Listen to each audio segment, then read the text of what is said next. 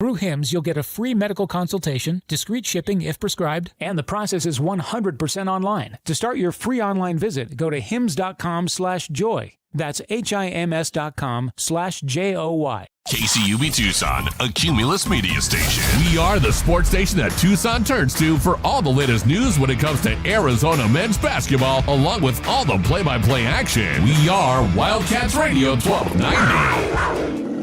This is the Meridian Wealth Management Countdown and Tipoff Show on the home of Arizona men's basketball. Wildcats Radio 1290. Play in motion to Love. Out to Larson, 5 seconds. Larson driving right to Boswell for the win. No good. And we're going to overtime. Fired into Ballo. Back to Love. 4 seconds across midcourt. Love drives. Shot is up short. We're going to double overtime. Love a long ways from the bucket. A long three is off, no good. Rebound, Cada. We're going to a third overtime. 13 seconds left. Inbounds to Pella, and the Utes are not going to foul. And that's going to be it. The Wildcats, 3 overtimes to get it done. Wildcats, 105. Utes, 99 the final. What a game that was on Thursday night in Salt Lake City. Breathtaking, take your breath away, all of those adjectives for sure. 105-99, triple overtime, a win for the Arizona Wildcats. They knock off the Utah Utes, who had not been beaten at home this season. They've knocked off the Oregon Ducks, who had not been beaten at home this season, and now they'll get a third opportunity to do that again today against the Colorado Buffaloes, off to their best home start since 1968-69, when they played in what was called the Big Eight at that time. In fact, that season they won the Big Eight championship, winning their first 12 games at home. They knocked off Arizona State on Thursday by a score of 82-70 to stretch their home win streak to begin this season to 13 consecutive games. Welcome into the program. I'm David Kelly, joined as always by Calvin Ifan, U of A basketball class of 1998. J.W. Madden is also here with us as well. And we are here with you over the course of the next 3 hours, taking you up to tip-off of this ball game. And, in fact, let's let you know right now what we've got coming up for you today. Let's take a look at the Right Way Rundown and see what's coming up on our pregame show. Brought to you by Right Way Heating, Cooling, and Plumbing. Do things the right way. We will review that unbelievable ball game against the Utah Utes from Thursday night. Get you set for what's happening with this Colorado Buffalo team, a squad that the Wildcats beat by 47 points here in Tucson earlier this season. Going to the spotlight with Pella Larson, who had 27 points in the win over the Utes. We'll hear from Scott Proctor from the Coloradan. He covers the Buffaloes, get his thoughts on where they stand. A lot of guys we'll see tonight that we did not see when they were here in Tucson. Healthy is a good thing for them.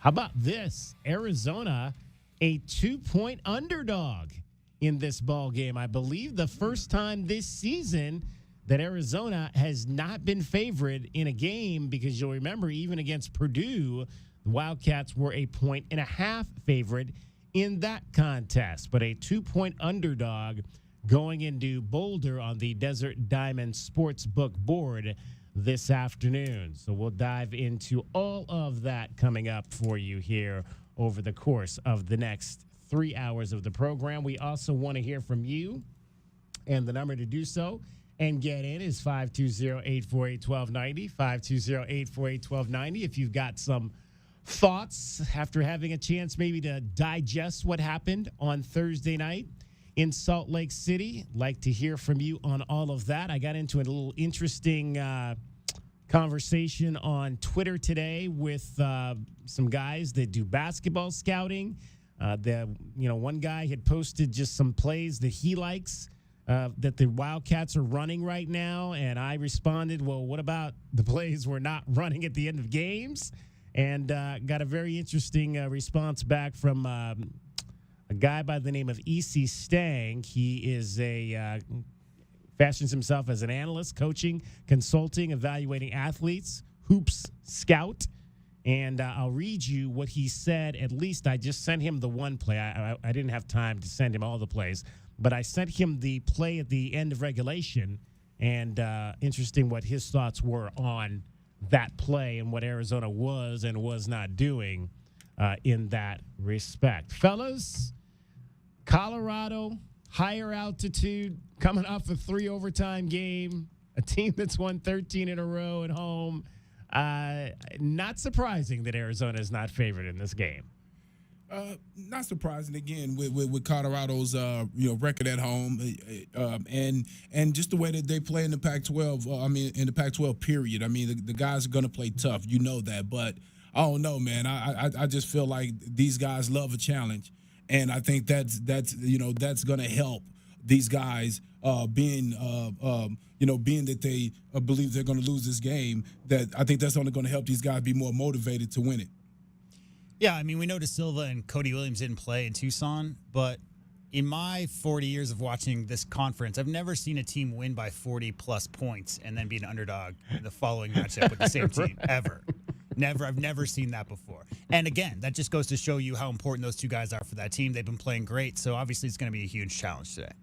Yeah, we will dive into this new and revamped Colorado Buffaloes team, Tristan Da Silva, and we did get a chance to obviously see KJ Simpson the last time around, and we'll talk a little bit about him and where he stands right now, as he is on the cusp of some history in his own right. But let's go back and hear some of the. We have the full play-by-play. J-Dub, can we go back and hear the full play-by-play from the game on Thursday night? Again, triple overtime in Salt Lake City. Waits for a screen from Ballo, circles around it to the right, step back, three-pointers up and good. And Kylan Boswell drains one for the Cats. Feed it off to Madsen. His outlet is stolen away. Lewis off to Larson. Pella driving the other way. Bounce pass underneath to Johnson. Laid up and good. Keishad Johnson with his second bucket. Double team. Get it out to Lewis. KJ will try a three, and KJ Lewis splash three. That's huge for the Cats, huge for KJ Lewis. They're looking to double team Ball with Utah, so when that ball comes out, it's imperative he knocks it down. 5 to shoot. Erickson into the lane. Throw it out top. Wallin underneath. Keita and to Carlson. That's no good. That's another shot clock violation. Boy, that's the second now on Utah. And the rebound, KJ Lewis for the Wildcats. Lewis, quick feed down to Bradley. Touch pass down to Larson. Pella slam it home. What an absolutely beautiful break there by the Wildcats. The ball never touched the floor. Feed it high for Love. Clear out that top side. Johnson setting the screen. 6 on the shot clock. Love driving on Ben Carlson. His runner is up and good with 8.5 seconds to go in the half. Rebound out to Smith for Utah, and he'll run it in a hurry. Smith quickly to Madsen. Fires a three. It is good. Madsen's been waiting for an open shot. Keita with a screen. Smith around it. Smith into the lane. Fire it out to Ben Carlson for three, and it's good. And they're 7 of 7. Get it off to Larson. Holding it on the right wing. Looked at the three. Bounce pass. Boswell in the lane. Jumper is up, and it rolls in. Fire it right corner for Larson. Baseline shut off by Smith. Back out to Love. He'll take a good look at a three and hit it. Caleb Love. Oh, he's had a tough night, but he just gave the Wildcats a 3-point lead. Utes down by 2. Smith the other way. Throw it down for Cato. Slams it home. Yeah, Cato was able to get behind Bottle there in transition. Love works his way left of the lane. A little runner is up and good to tie the game. Put the ball in your best player's hands and let him make a play. Bradley drives inside. Put it up, missed no good. Rebound. Johnson for the Wildcats, lay it up and good. Boy, huge effort for Keishad. Brandon Carlson, spin move inside, put it up, and score it. We're tied. Yeah, every time, once again, Brandon Carlson gets a guard on him. Utah looks to go into the post. Tied at 93. Caleb Love, hook down to Larson, inside to Ballo, who slams it home. Beautiful play. Pella back out to Love. Love, shovel it back to Larson. A little off balance there. 10 to shoot now. Over to Love. Squares up for the three. Good for Caleb Love. 13 seconds left. Inbounds to Pella, and the Utes are not going to foul. And that's going to be it. The Wildcats, 3 overtimes to get it done. They start out the road trip. A huge win here at the Huntsman Center. Wildcats 105. Utes 99 the final. Indeed. What a win that was for the Arizona Wildcats in triple overtime. Caleb Love scoring 11 of his 19 points in the extra sessions, the 3 extra sessions. Afterward, Coach Tommy Lloyd on Caleb finding himself when the game mattered most. The beautiful thing about Caleb is he's not scared, and he doesn't have to be perfect, and so I just kept telling him, I just telling him, hey, play good defense, and then stay aggressive on offense. It's gonna come, and those are the games you got to hang with it, and I'm really proud of the way we started the game. You go up 16 on the road.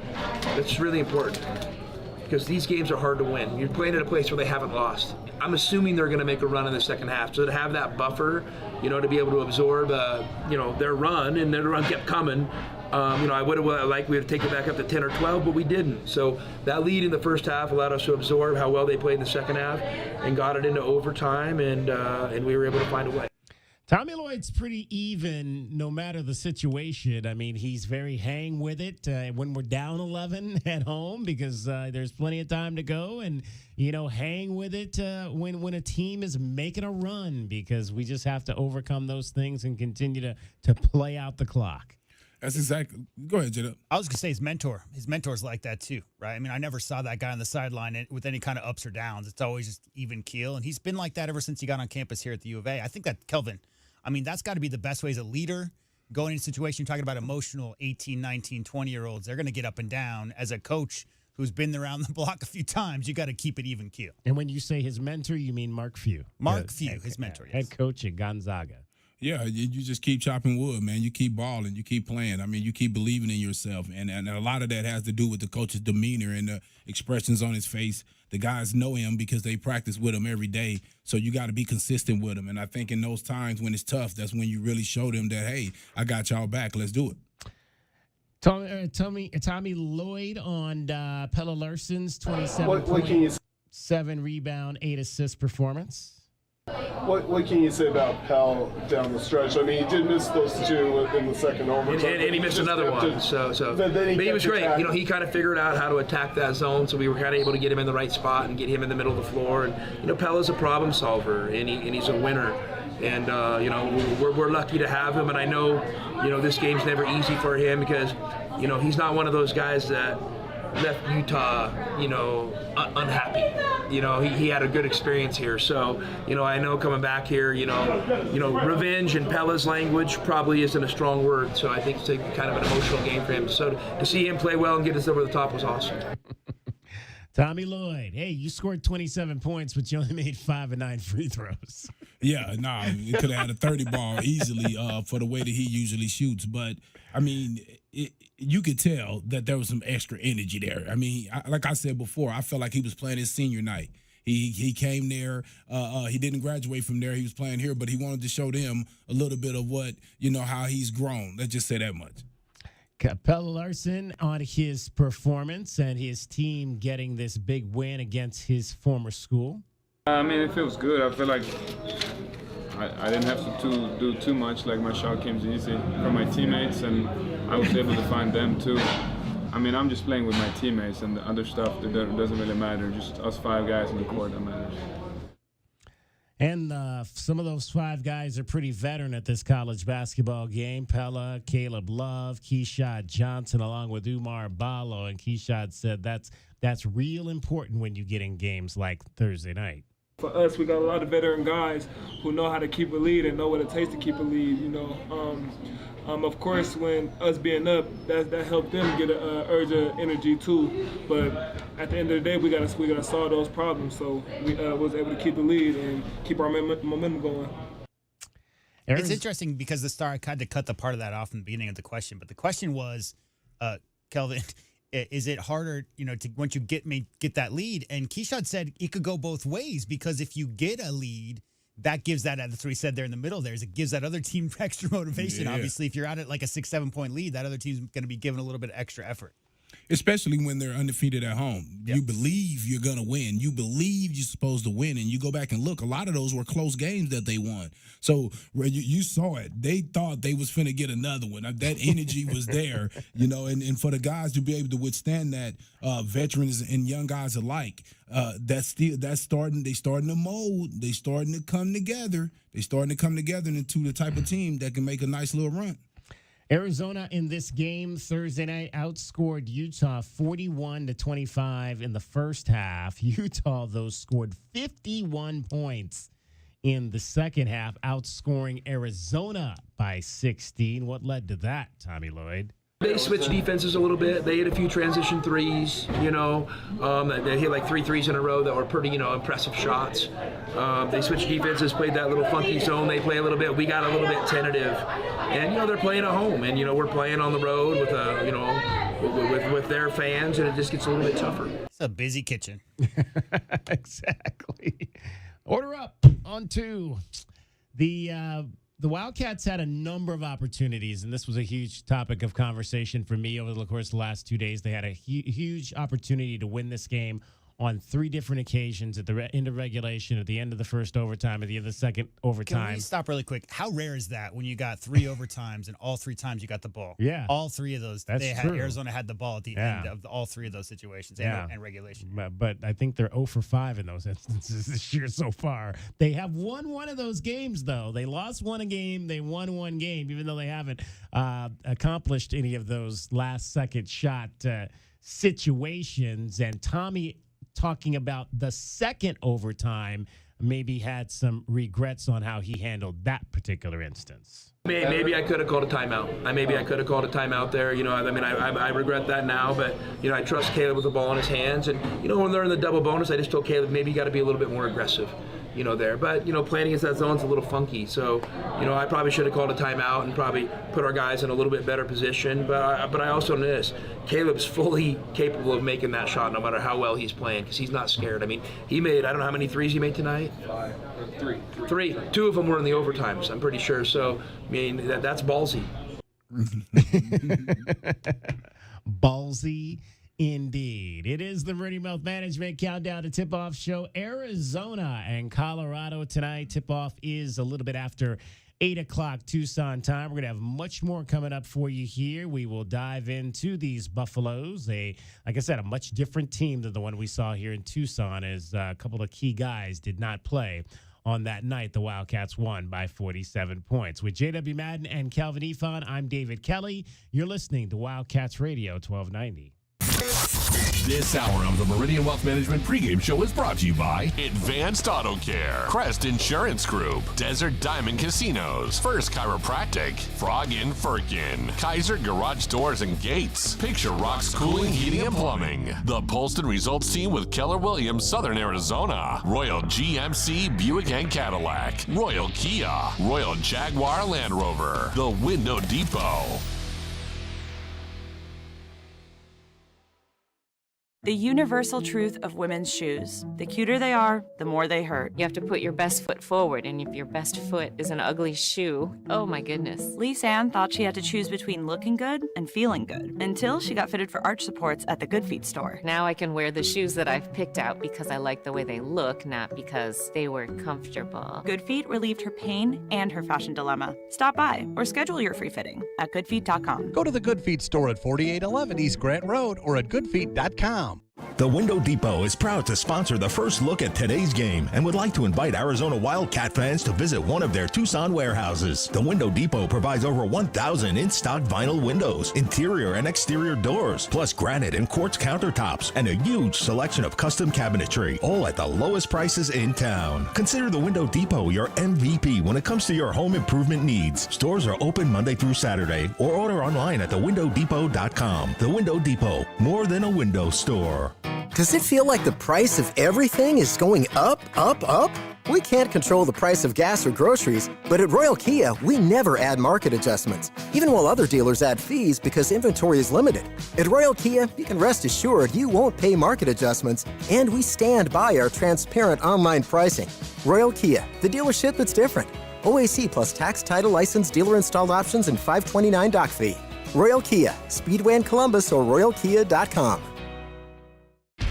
Frog and Firkin, a standout among the bars and restaurants in the University area. Frog and Firkin does what very few pubs can, combine a festive atmosphere and great beer with a menu that could stand on its own in any restaurant setting. A sports enthusiast dream with over 30 TVs, 30 beers on tap, and over 100 import and domestic bottles. Daily drink and food specials, and the kitchen is serving until 10. A standout in the University area. Frog and Firkin. Eat local, support local. frogandfirkin.com. Tired of dry, itchy skin? Have mineral buildup at every faucet. Ram Plumbing's affordable, green, eco-friendly water softener and alkalized purification systems are built right here in our great state of Arizona and use a fraction of the wastewater as their competitors. Want soft water, non-chlorinated, or the best alkalized drinking water? You can trust Ram Plumbing to be your one-stop shop. Ask about their Water Taste Challenge. 40th year anniversary savings, up to $500 off water systems and $40 off any service. If your plumbing's in trouble, call Ram on the double. Think of waking up with energy, standing tall and feeling free. Think First Chiropractic, good health is to enjoy. First Chiropractic offers military discounts to retired and disabled veterans. And they now accept patients with excess insurance. For more information and to find the location nearest you, visit firstchiro.com, the most trusted name in chiropractic care. First Chiropractic, good health is to enjoy. Get the backyard you've always wanted with a custom pool from First Choice Pools. A backyard oasis built around you. First Choice is a full-service builder of beautiful in-ground pools and backyard designs for years of staycations. If you're ready to dive in, then visit TucsonPoolBuilder.com. Schedule now and get 3 months of full service free. First Choice Pools for installs, renovation, remodeling, and repair. Get started today at TucsonPoolBuilders.com. First Choice Pools, the first and only choice. Cantina nachos, strawberry watermelon margaritas, a few zombie kills, and all your favorite sports teams live? When your day calls for some winning, it's time for Dave & Buster's, where you can eat, drink, play, and watch all the sports you want. They've got massive HD TVs, hundreds of the hottest new games, a chef-crafted menu, and an incredible list of beers, wines, and cocktails. So remember, if your day calls for a little victory, a little triumph, a little win, it's probably calling for Dave & Buster's. The Meridian Wealth Management Countdown to Tipoff Show continues on the home of Arizona men's basketball, Wildcats Radio 1290. Out top to KJ, down to 4, down to 3, kick out right side, again to Silver 3, right between the eyes from downtown, and the and one, diving out, and it was Gaffney smacking him on the arm, and De Silva earns a trip to the foul line. That's our guy, Mark Johnson, the voice of the Colorado Buffaloes. You're real excited. On Learfield with that call of a Tristan De Silva 3. He's missed some games this year. He's only missed 3 games. The 3 games that coincided with the last trip here. He is still second on the team, though, in 3-point shots with 35 made on the season. Let's find out a little bit more about these Colorado Buffaloes. Our first look at today's Arizona men's basketball game is brought to you by The Window Depot. Lowest prices and biggest inventory. Shop thewindowdepot.com. Colorado 16-7 entering this ball game, tied for 4th place in the Pac-12 conference at 7-5, just 2 games behind the Arizona Wildcats, who enter at 9-3, coming off an 82-70 win over Arizona State last time out, in which they jumped out to a quick 12-0 lead. Then we're up 21-3. However, did not play all that well down the stretch in winning by 12 points. Tommy Lloyd knows this is not going to be an easy Saturday in Boulder, but these are the kind of games that you come to Arizona to play. If you want to compete for a conference championship, you have to be able to compete and win some games on the road. And, obviously, we didn't get it done at Washington State. We didn't get it done at Oregon State. Stanford, obviously, we didn't get it done when we played there. But I think we're playing better basketball now. I think we're building. And I think all these experiences are accumulating. And listen, we're going into another place on Saturday that they haven't lost at home. They have really good players and a good coach. It's going to be tough. We just need to dig down and see if we can find a way. Just got to find a way. And again, it's going to be that much tougher because you're coming off a 3 overtime game just a couple of nights ago. Obviously, this was a later start, which was beneficial to Arizona in that respect. A few extra hours anyway to get acclimated and to get some rest and get your legs back under you in Boulder, Colorado today. It was funny seeing the post game for both teams because Carlson couldn't get his words out. His brain was messed up after all that. And if you saw Keyshawn was slumped over. Like he was all leaned up forward for the first minute or two of that press conference. He couldn't even pick his head up off the table. They were tired. It was funny. It was funny for sure. Tad Boyle understands that, what winning games in February means for a program. Conference wins in February are like gold. They're really valuable. In the second half, we got 9 straight stops, and I'm not exactly sure when it started, when it ended, but that's a heck of an accomplishment, in conference play against a talented team. The problem is we only made 3 points off those 9 stops, and so I didn't think our guys were running the floor in the second half like we did in the first half. I don't know if it was fatigue. On 4 of those 9 possessions that we got from the stop, we turned it over, and we only had 5 turnovers in the second half. So, again, you get stops, you got to capitalize on it. And again, I got to be able to play our bench a little bit more. It'll be nice when we get Luke back, but it was a good win.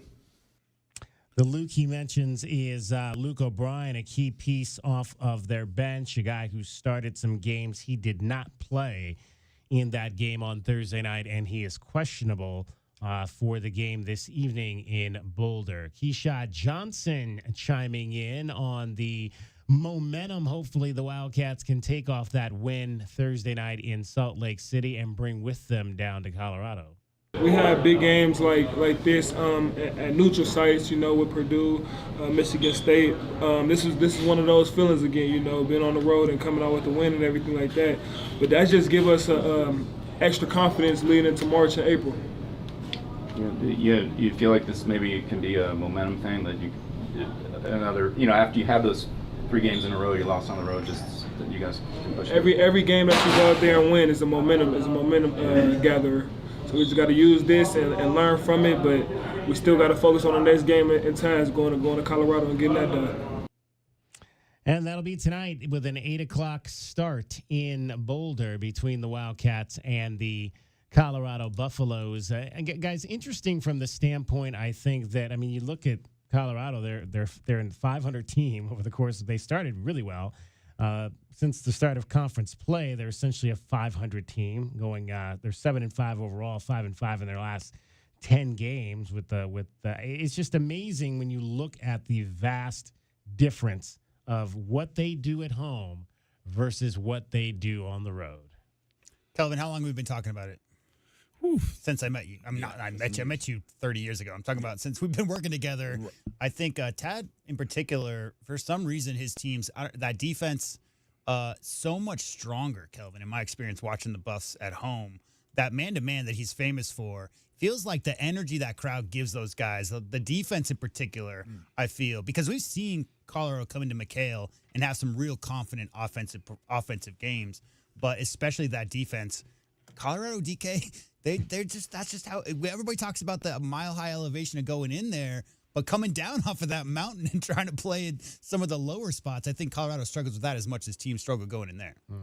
Yeah, I think you said it, the defense. I think they really lock into their defensive game plans. Rarely do you see guys go in there and go off. They have a lot of length on their defensive end. You got to realize they're playing 3 guys 6'9" or taller when you have Cody Williams there. And so I just think that they defense is just at another level, and they shoot better at home. Bottom line, I mean, you're at home, you're not traveling, you're not on the road, you're not flying around. So I just think they shoot better as well at the house. So, but I'm gonna say something though, and the coach said it. They only been playing like 6.5 guys all year, especially in their wins. You know, you say 7 with O'Brien, but O'Brien was getting like 15 minutes. You know, it's really those 6 guys that they're really locked into playing. So, you know, I would like to see tonight, because they only play 6, basically 6.5 versus ASU. So I would like to see tonight, you know, how that little tug of war ends up. 6'9" is 6'9" or whatever, but that's 6'9" at the 3, 6'9" at the small forward spot. You know, that's like Paul George territory.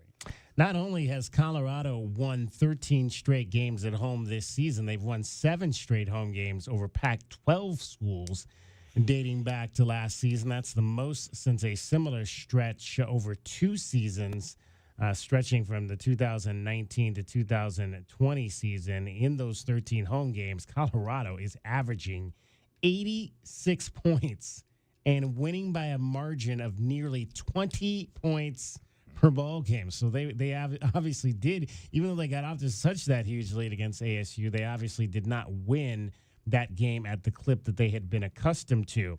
During that stretch, shooting 52% from the field at home, shooting 43% from 3 at home, while enjoying a 10-plus advantage on the boards in those 13 home games this season. So that is everything that the Wildcats are going to have to deal with when they tip off in this game tonight at You think they'll have to deal with any celebrities? Like McHale's been a bit of a show lately. Shadir and them boys. I'm sure you think Coach Prime will be. That's what I'm asking. Yeah. That's the question I'm asking. But they is in Vegas for the Super Bowl. Oh, that's true. Yeah. So who knows? They might got away this time. All right, that's our first opportunity to take a look at what's going on with the Colorado Buffaloes. That's been our first look at today's Arizona men's basketball game. Brought to you by The Window Depot. Lowest prices and biggest inventory. Shop thewindow.depot.com. And don't forget, Window Depot also sponsors Arizona's top rebounding performance every night. It's the Window Depot glass cleaner of the game. Might be the Wildcat with the most rebounds. Could be the U of A star with the most impactful boards. We'll tell you the Window Depot glass cleaner of the game coming up tonight on the Meridian Wealth Management post-game show. It is the Meridian Wealth Management Countdown to Tipoff show, and we are also brought to you by Dave & Buster's, the best place to eat, drink, and play while watching tonight's game between the Wildcats and the Colorado Buffaloes. All right, J-Dub, I want you to cue up the final shot at the end of regulation, because I want to talk about what this conversation I had on Twitter and what this guy said about how he analyzed what happened in that particular play. Let me grab it. So we'll get that up and going and kind of, because that's kind of been my big thing over the course of the last 2 days has been what the Wildcats are doing in these end-of-game sequences where they have a chance to win. You go back, I believe there was 2 opportunities. It's funny, against Florida Atlantic. I had kept that game.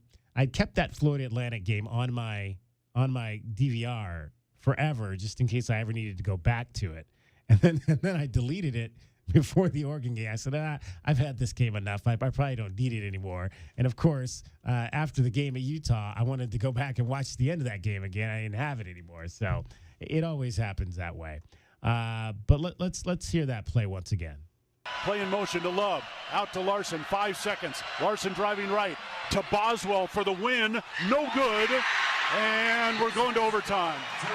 Yeah, give Utah credit. The 1-3-1 was effective there. Arizona got a look, but I think they were hoping for a better one. All right, so that is what happened at the end of the game. And so, again, I was having this conversation online. These 2 guys, well, the one guy posted, his name was Eric Fawcett.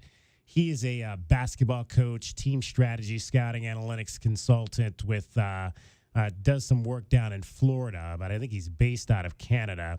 He was talking about some of the what he calls through Miami pick and rolls that the Wildcats have been running this action with Caleb to get looks down low to both Umar Ballo and Mateus Krivas and whatnot. And that's when I responded about the last second scenarios. And this other coach chimes in, E.C. Stang.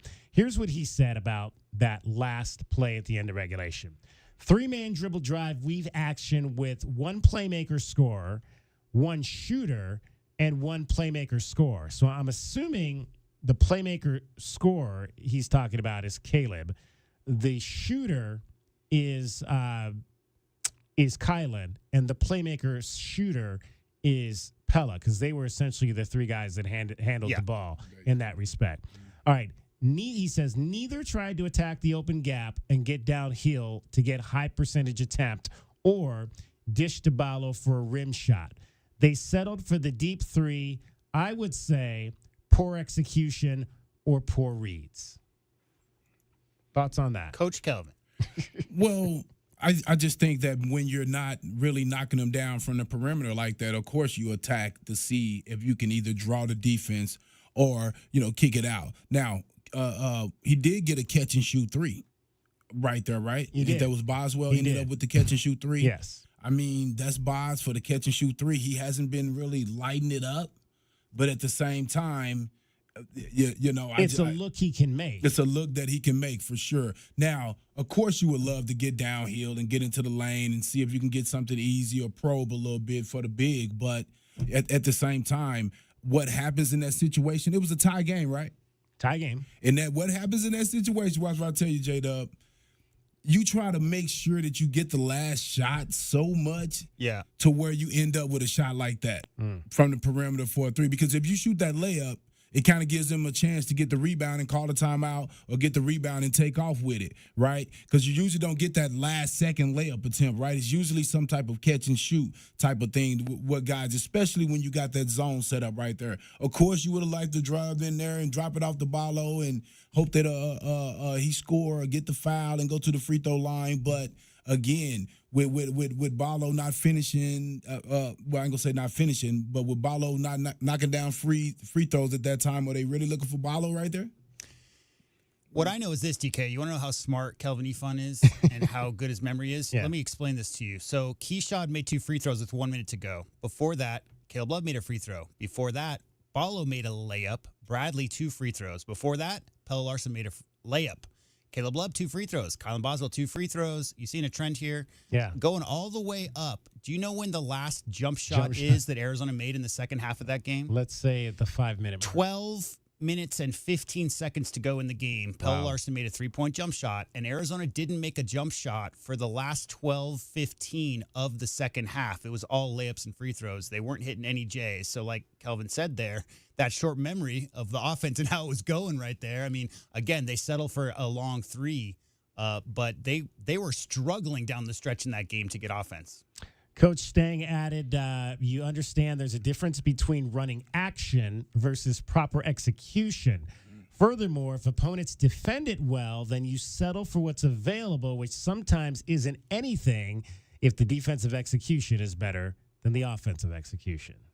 So, and as I said in the post, I think these days in a situation, especially when you're still trying to get to know each other's players, Kelvin, it's about not trying to, that shot came late. That shot came with 1 second to go. So it didn't give them any time. Didn't give Utah any time to do anything there. And that being said, the delay, a lot of times I feel in those late shot clocks is just, we don't want to turn the ball over with 5 seconds to go and give them a run out. We don't want to miss a shot with 5-6 seconds to go and get them an offensive rebound. I mean, we've seen that so often. So they're obviously playing for the last shot there. And as both those people mentioned, DK, I don't necessarily think the action, the set that what they were doing, shooter, 2 playmakers and 2 shooters in that, in those 3 guys with that action, have a lot of options coming out of it. The defense played it well. That 1-3-1, 1-1-3 morphin thing that they were doing was giving them some trouble down the stretch.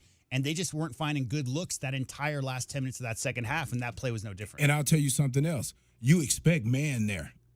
right there at that situation, you expect. As a coach, you getting ready. Now, they played great and kind of got back in the game with that 1-1-3. Wait, you would expect man in that end-of-game situation against Arizona? I would expected man. When my play, I would have called. I mean, I would have called 2 plays, honestly, because they playing 2 defenses on me. So I would have called the offensive a man play. If they play man, I also would have called a zone play. So you got to have 2 ready. 2 of my best plays that we practice. I'm not going to come up with something new there, right? Because that's when guys thinking we're panicking, right? So I think that's a little bit of why coach kind of leans toward, the just going with what he has, because he don't want the guys to think now he's drawing up stuff, trying to create a play, because that's hard.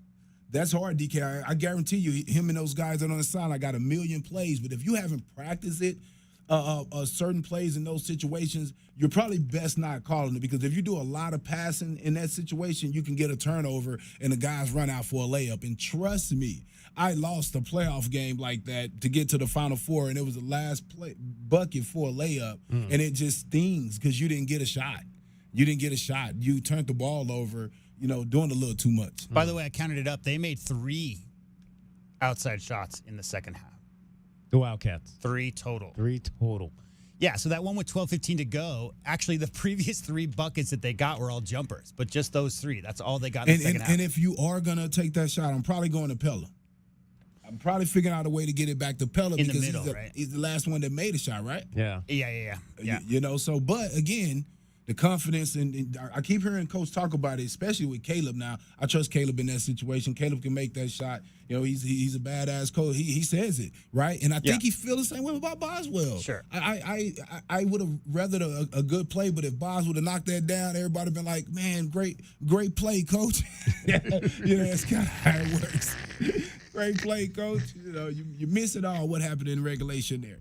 So. All right, it is the Meridian Wealth Management Countdown to Tip-Off Show, along with Kelvin Efon and J.W. Madden. I am David Kelly. You're listening to Wildcats Radio 1290. This is the Meridian Wealth Management Countdown to Tip-Off Show on the home of Arizona men's basketball. Wildcats Radio 1290.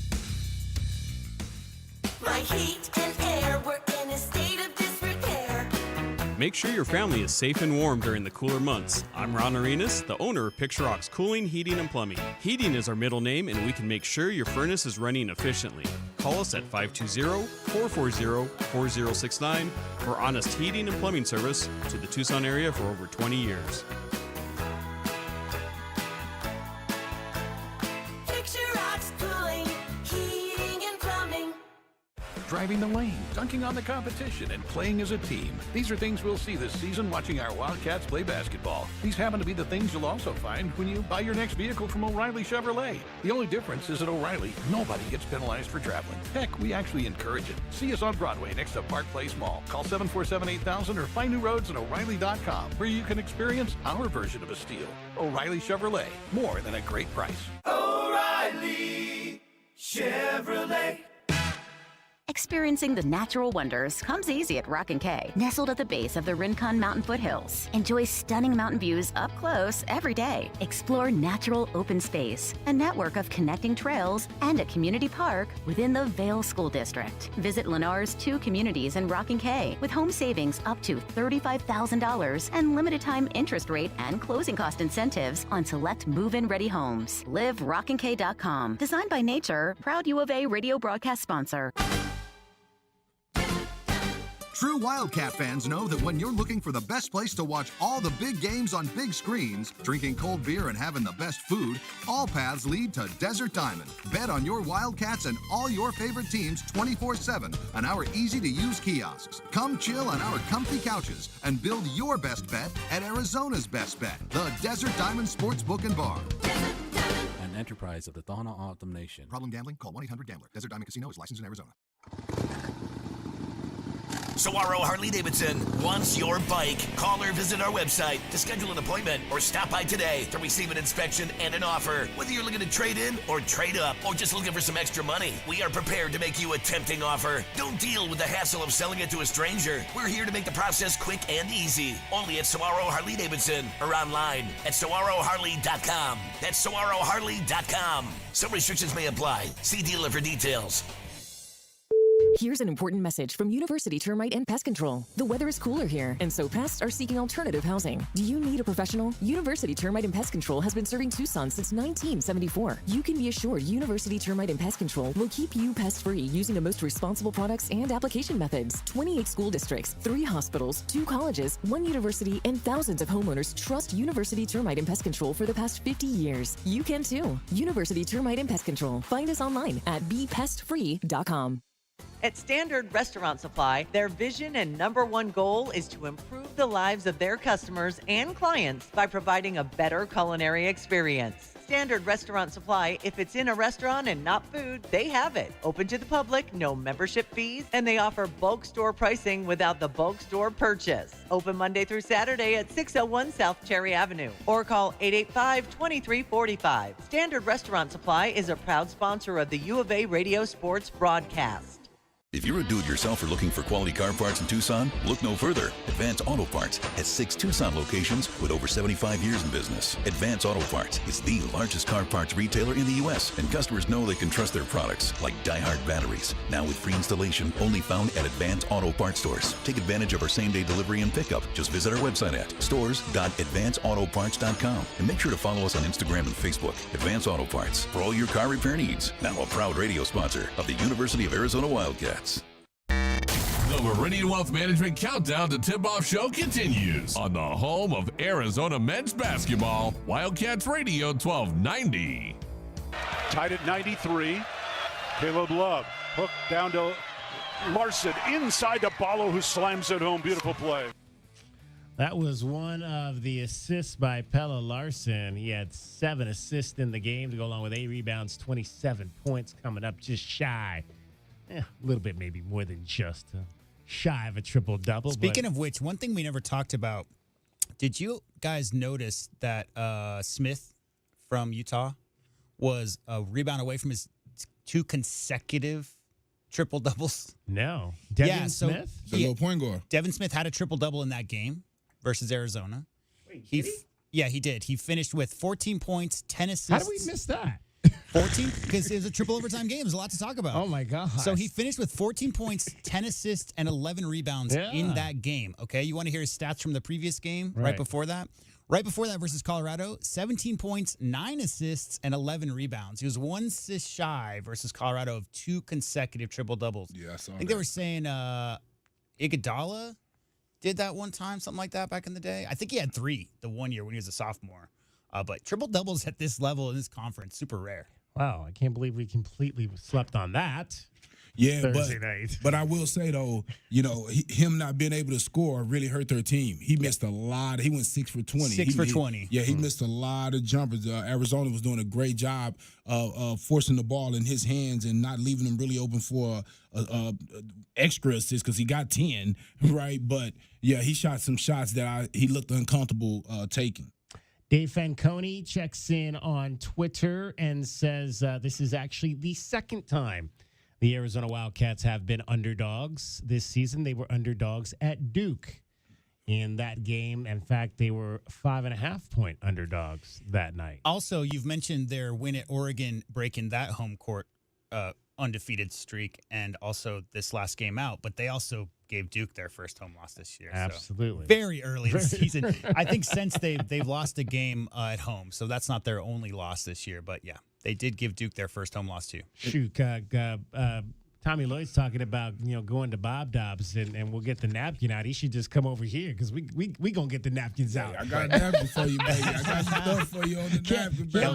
Kelvin's over here. Got stuff for you on the napkin for the zone, man. I got stuff, man. I got some stuff now. Hey, I like Bob Dobbs too. If you ever want to hang out, I know you don't need my help. There's no beer here. I tell you what, we can get a big. We can have a few beers. And they got all kind of experience. But you know what happens with high school coaches and AAU coaches? We play against so much zone that you got to have plays, and I got a bunch of zone plays and a lot of my stuff I got from Coach Olsen. Yeah, because he always had us ready. He always had us ready for whatever people would come up with. I was just showing DK tell him about the lob. Yeah, back screen. The back screen. That's what I just showed you, DK. Yeah. The back screen lob, right there. That's it. He made the pass to the left. We had the 2 guys on the box. the opposite guy would come and set a screen on the opposite wing, and the guy on the ball side box would set a screen on the middle guy, and then the forward would come back. There would be a nice little cavity back there. You throw the lob over the top, and Ray O's or Hassan Adams, and go back to Sean Elliott. Yeah. He ran that play with everybody. And the beautiful thing about it was it's kind of like, double pass in football type of thing where you're not running that every third play. You're running that once every 50 plays or whatever. So that back screen lob Coach Olson would run, you might see that every second or third game. You weren't seeing that very often, but it was on film enough and so devastating, especially at home. The crowd would just go crazy that teams had to worry about it. And so that would open it up for flares and other action off of that side because they'd be worrying about that back screen. Yeah, and that means that forward would have to drop back. That wing that's on that side would have to drop back, and it makes the wing way more open and give you opportunities to to hit that shot right there from the wing or attack for something easy. Yeah, there's nothing more embarrassing too on film. It's like because you got to talk. I mean, that's all about your boys picking you up by saying screen. You got a screen coming because you don't got eyes in the back of your head. So that back screen it doesn't matter if it's a 6'2" guy screening a 6'9", 240 guy, whatever. All you got to do is a little chip, and that gives enough space for that lob. And I'll tell you this: the way you beat one of the ways you beat the zone, yes, in the middle, but you screen the zone. You screen the top of the zone and you screen the bottom of the zone, and you will be surprised with the shots that you come up with because it opens up gaps. Because a lot of these teams that play zone, they kind of just throw it in there just to throw a wrinkle at you. A lot of them ain't great at it.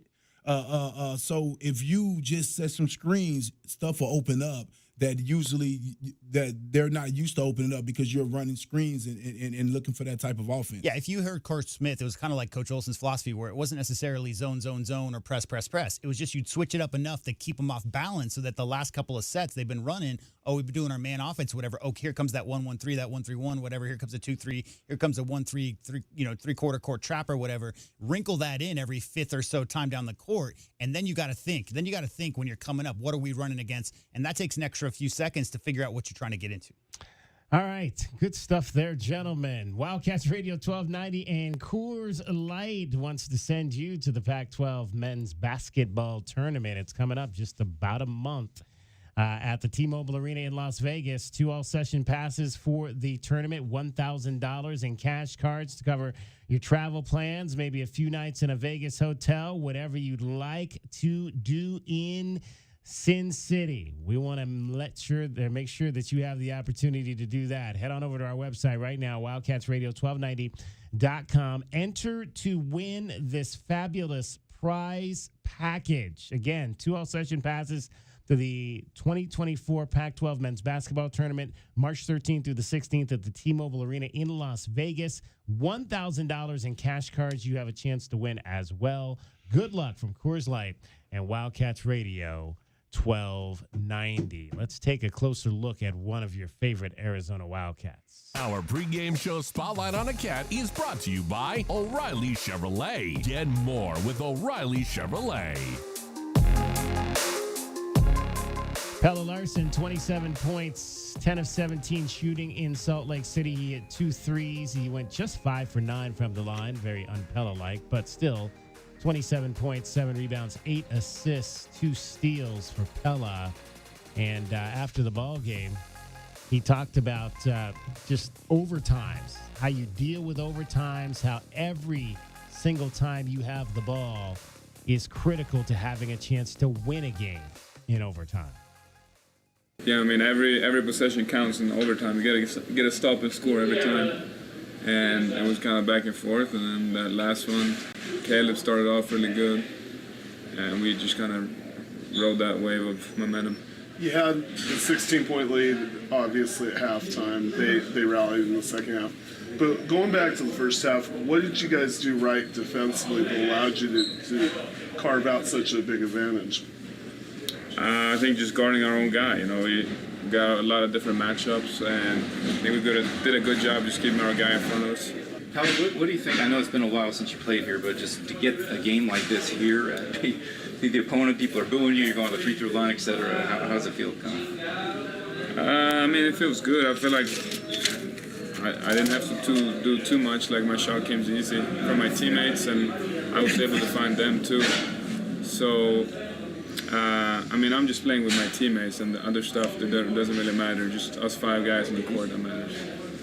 What can you say about Caleb and what he did in overtimes? He obviously struggled with the shot early, but he came up with some big baskets and big free throws for you guys down the stretch. Yeah, I mean, it's big. Caleb is a big-time player. He's been like in a lot of those situations, and he just got to trust us finding him, and we will, because we want him taking those shots, and yeah, we trust him making them. So. You talk about every possession matters, Pella. You had a great game in a lot of ways, but obviously missed those 2 free throws that maybe made it. I mean, how much, how much does that matter? Or do you push on right away, or does it? How did that? Yeah, I mean, obviously I could have put the game away, but we had to play defense right after, so there's no time to think about it or no time to dwell or anything. So I just. Next play, and then we kept moving, and then thankfully in the end we came out. That is Pelle Larsson after his tremendous performance in Salt Lake City. As today's Spotlight on a Cat has been brought to you by O'Reilly Chevrolet. Get more with O'Reilly Chevrolet. Pelle Larsson and the Wildcats heading to Colorado tonight to take on the Buffaloes.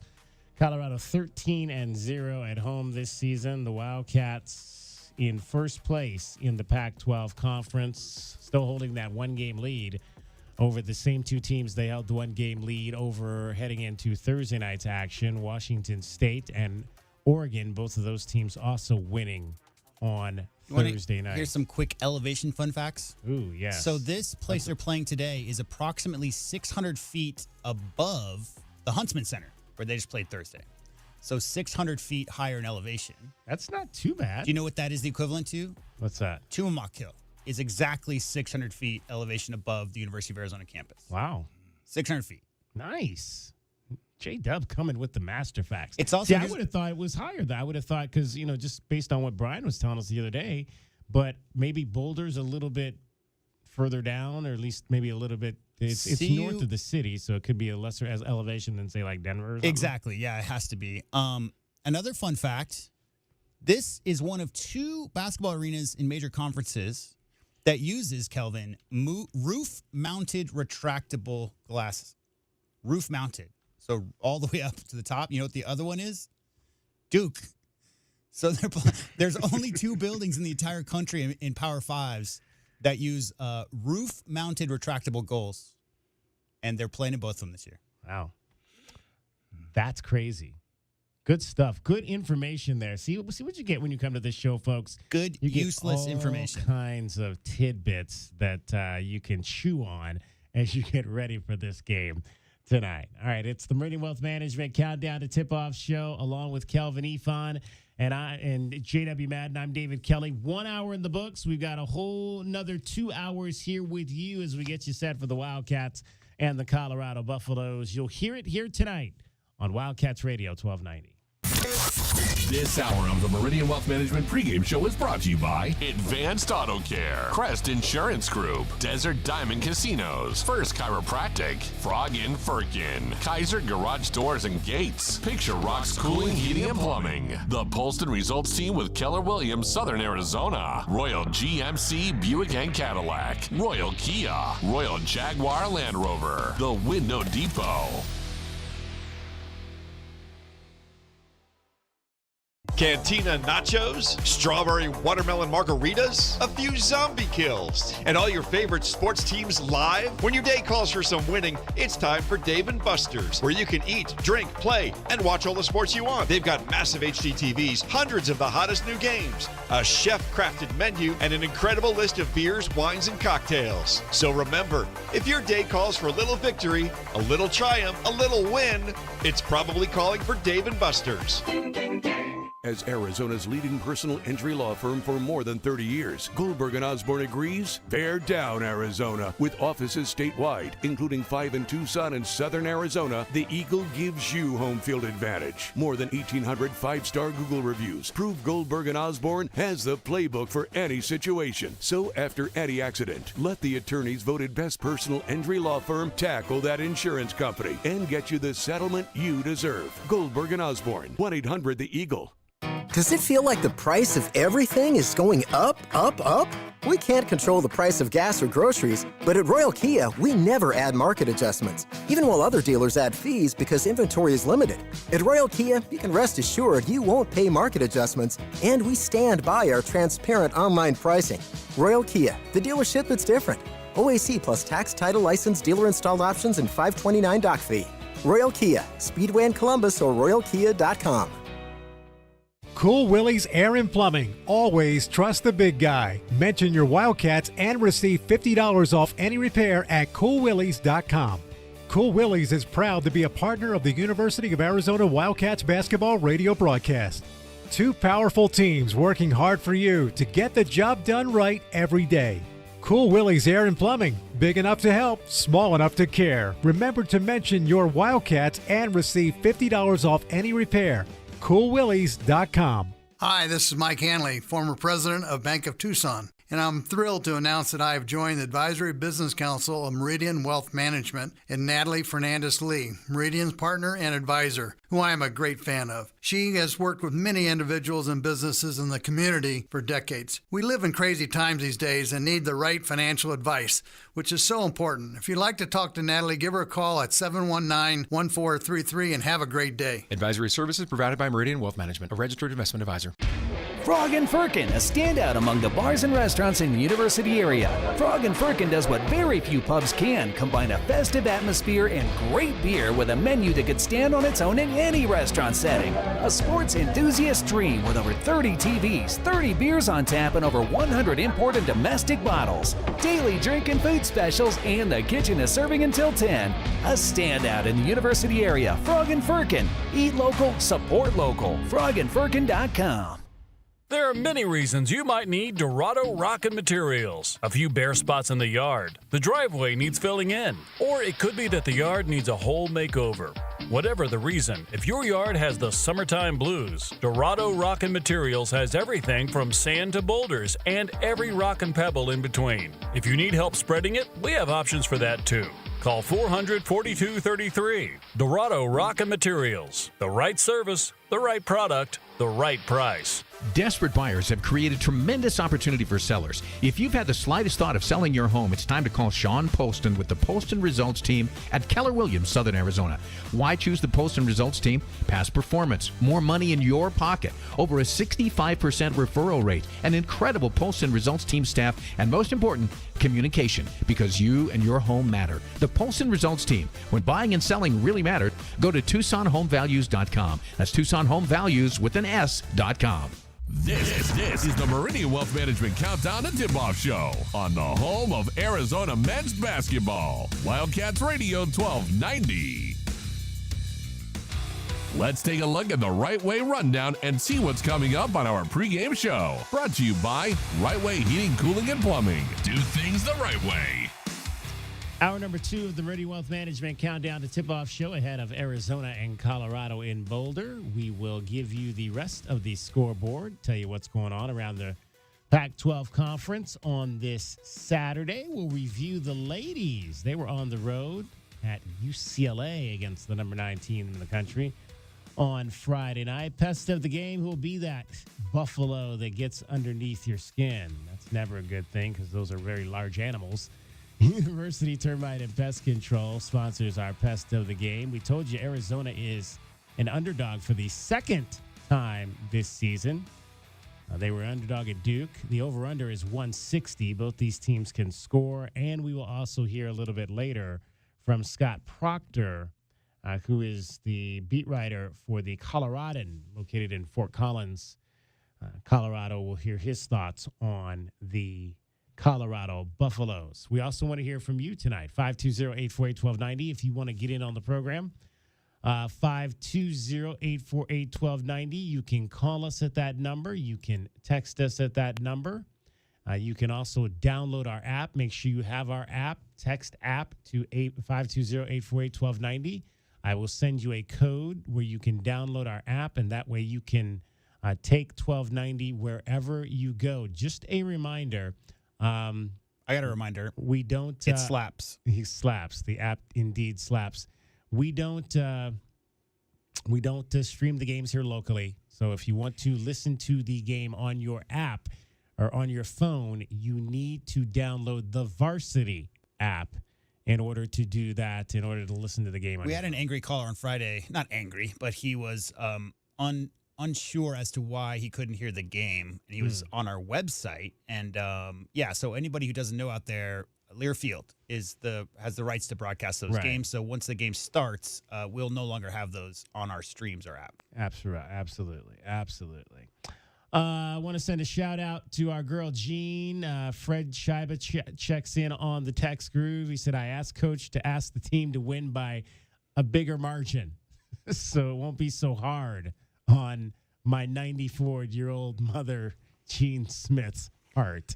I mean, maybe you want to pick a different game for a bigger margin than the one in Boulder against this fully healthy team. Yeah, this is not going to be a game that if they win by a lot tonight, it's going to be saying something for sure. It's not that it can't happen. It's just that, it's unlikely. Unlikely tonight. But we shall see. Stranger things have happened. Let's find out what's going on around the rest of the Pac-12 conference. The Pac-12 scoreboard is brought to you by Mesquite Valley Growers. Mesquite Valley Growers. Real growers, real experience, real nursery. Arizona leading the Pac-12 conference. Let's go back and review. I think pretty much everything was final by the time we got off the air. The two late games from Thursday, Washington State beat Oregon State 64-58. Oregon knocked off Washington. They were up big in that game, and the Huskies rallied to get close, but fell eventually to the Ducks. Tonight and today, shout out to my cousin Brian. It's his birthday today. Happy birthday, cuz. Happy birthday, Brian. Yeah, he's back in Jersey. Back in Jersey there. No finals yet on the board, but two games are in progress. Washington State is winning again. They are winning at Oregon. Yeah, so I got that game on up here. Oh, well, what channel? 10 seconds left. Oh, geez. It's almost over. We completely missed it. It is over. All right. I mean, they got a 5-point lead. They just got a rebound on a miss by Oregon, and there's 6 seconds to go. They're going to the line. So how about Washington State? Looks like they're going to win on the road in Eugene. So they will break that tie, which is currently for second place, as the Cougars will go to 9-4 on the season and 18-6 overall. Miles Rice, 20 points and 9 rebounds in that game today for the Washington State Cougars. And just a remander to people out there who forgot, they started 1-3 in the conference. They started 1-3, and they're now 8-4. 8-1 in their last 9 games. Midway through the second half at Haas Pavilion. And real quick, funny thing is, their only loss at Cal. At Cal. Think about that. Is their only loss. So, yeah. And speaking of Cal, at Haas Pavilion, the Bears are losing to their big brothers from Los Angeles, the Bruins, 47-41 tonight. UCLA could get back into some mix here with a win. They would be 8-5 in conference play. And they have also won. This will be their 5th in a row. They've won 4 in a row after the Arizona loss. And they've won 6 out of 7. Arizona's the only loss they've had in their last 7 games. I thought the Bruins were the baby brothers. Are they? Oh, you're right. I didn't know nothing about that. In terms of history. Cal started in terms of history. Was it Cal that started the conference, more or less? Yeah. One game is just underway in Corvallis, Washington and Oregon State. The Huskies 4-8, the Beavers 3-9. At 6 o'clock, it'll be Arizona State at Utah. The Sun Devils have lost 5 in a row since they started 5-2 in conference play, and Utah now 6-6. And the other game that will start alongside of ours at 8 o'clock is Southern California on the road at Stanford.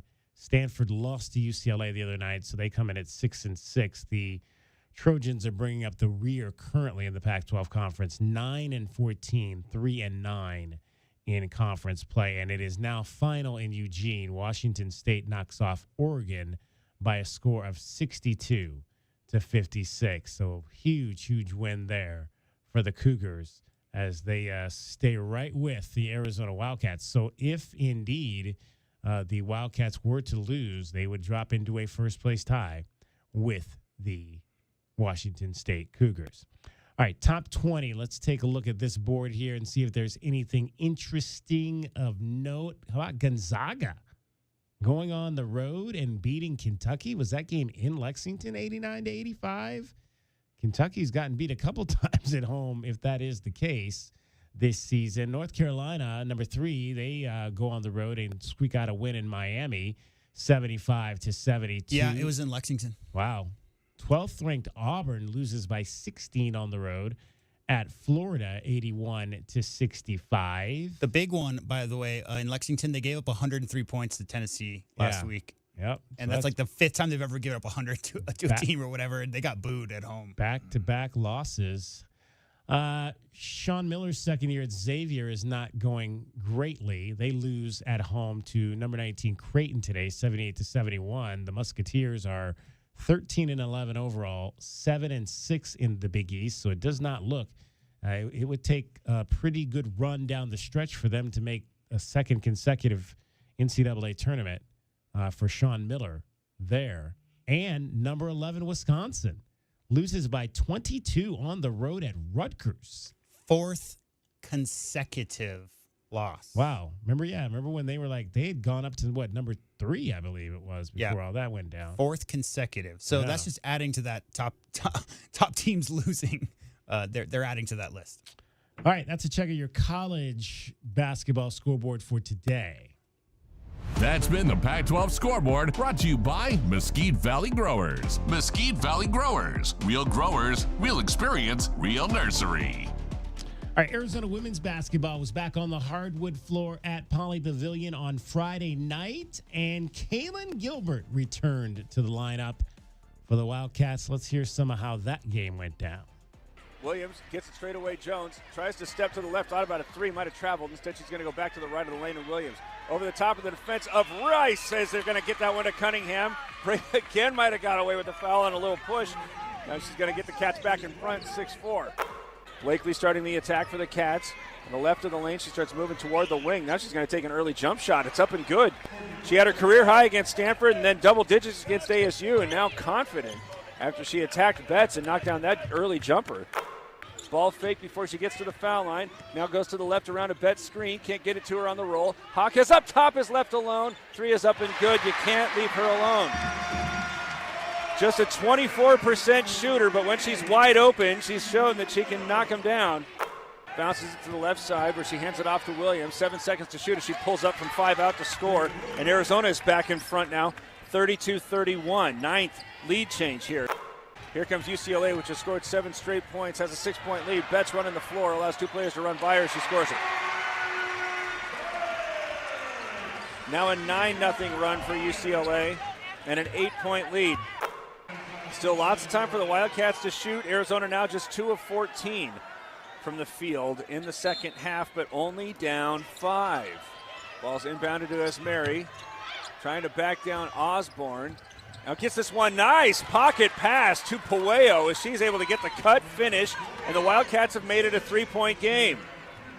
This feels, again, like a desperate situation to try to keep points from scoring, but instead Jones is going to get her first 3 ball up and good. Correction, that's her second. 10-point game. Gilbert in front of Arizona's bench with just 2:37 to play. As Blakely going to get this one off to Martinez. Take a 3-point shot. It's not good. Now the bench being saying don't foul as the Bruins will hold on for a 66-58 win.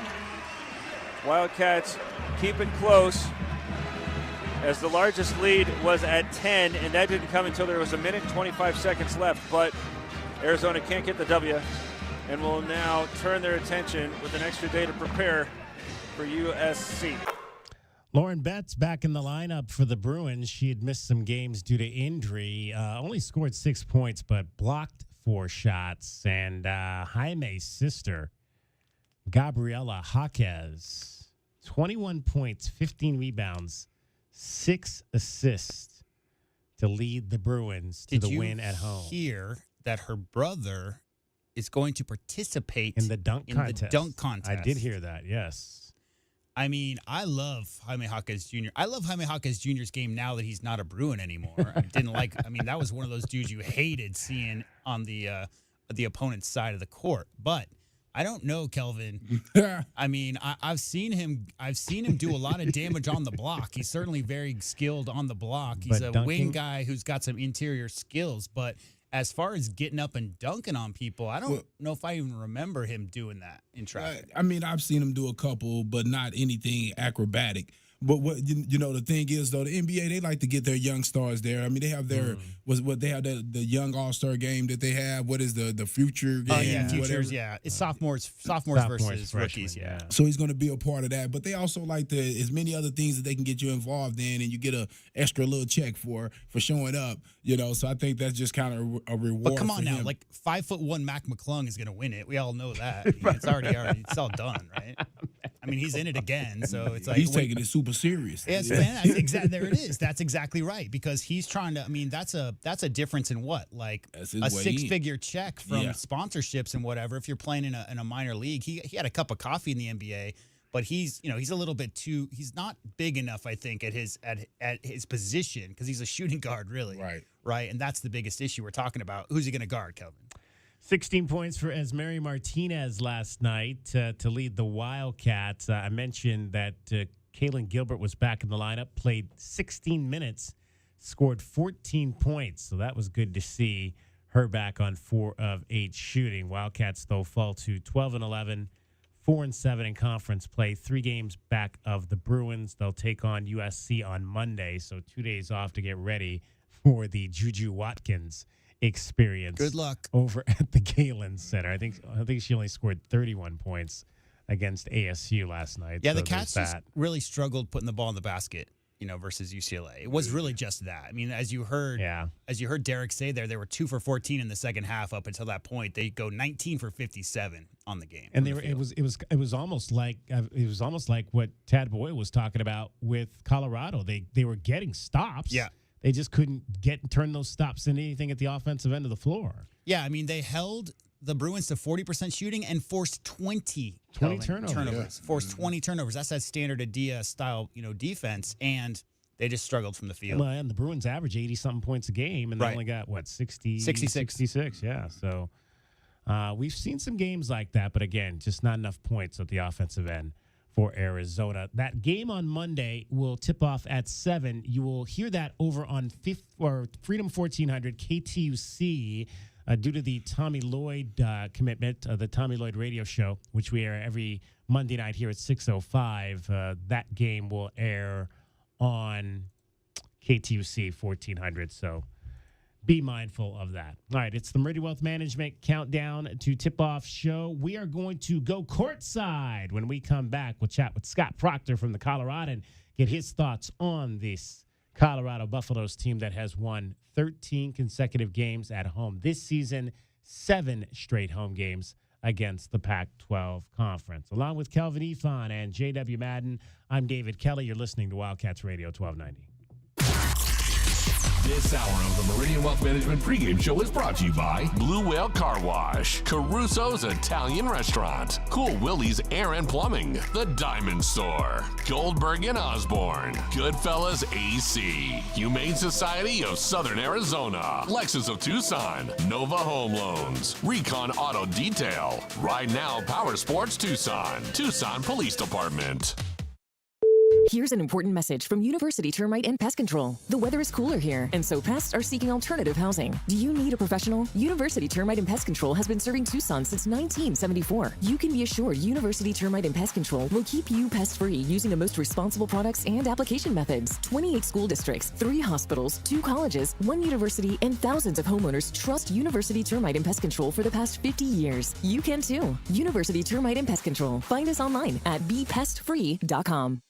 Southern Arizona Radiology Associates have been dedicated to providing superior images and quality care for the last 35 years. They're the one you trust when you need an X-ray, CT scan, ultrasound, mammogram, or MRI. They have locations in Tucson, Green Valley, and Sierra Vista. Ask your doctor to refer you to Southern Arizona Radiology Associates today. That's Southern Arizona Radiology Associates. Visit their website at sararadiology.com or call 520-335-6849 for more information.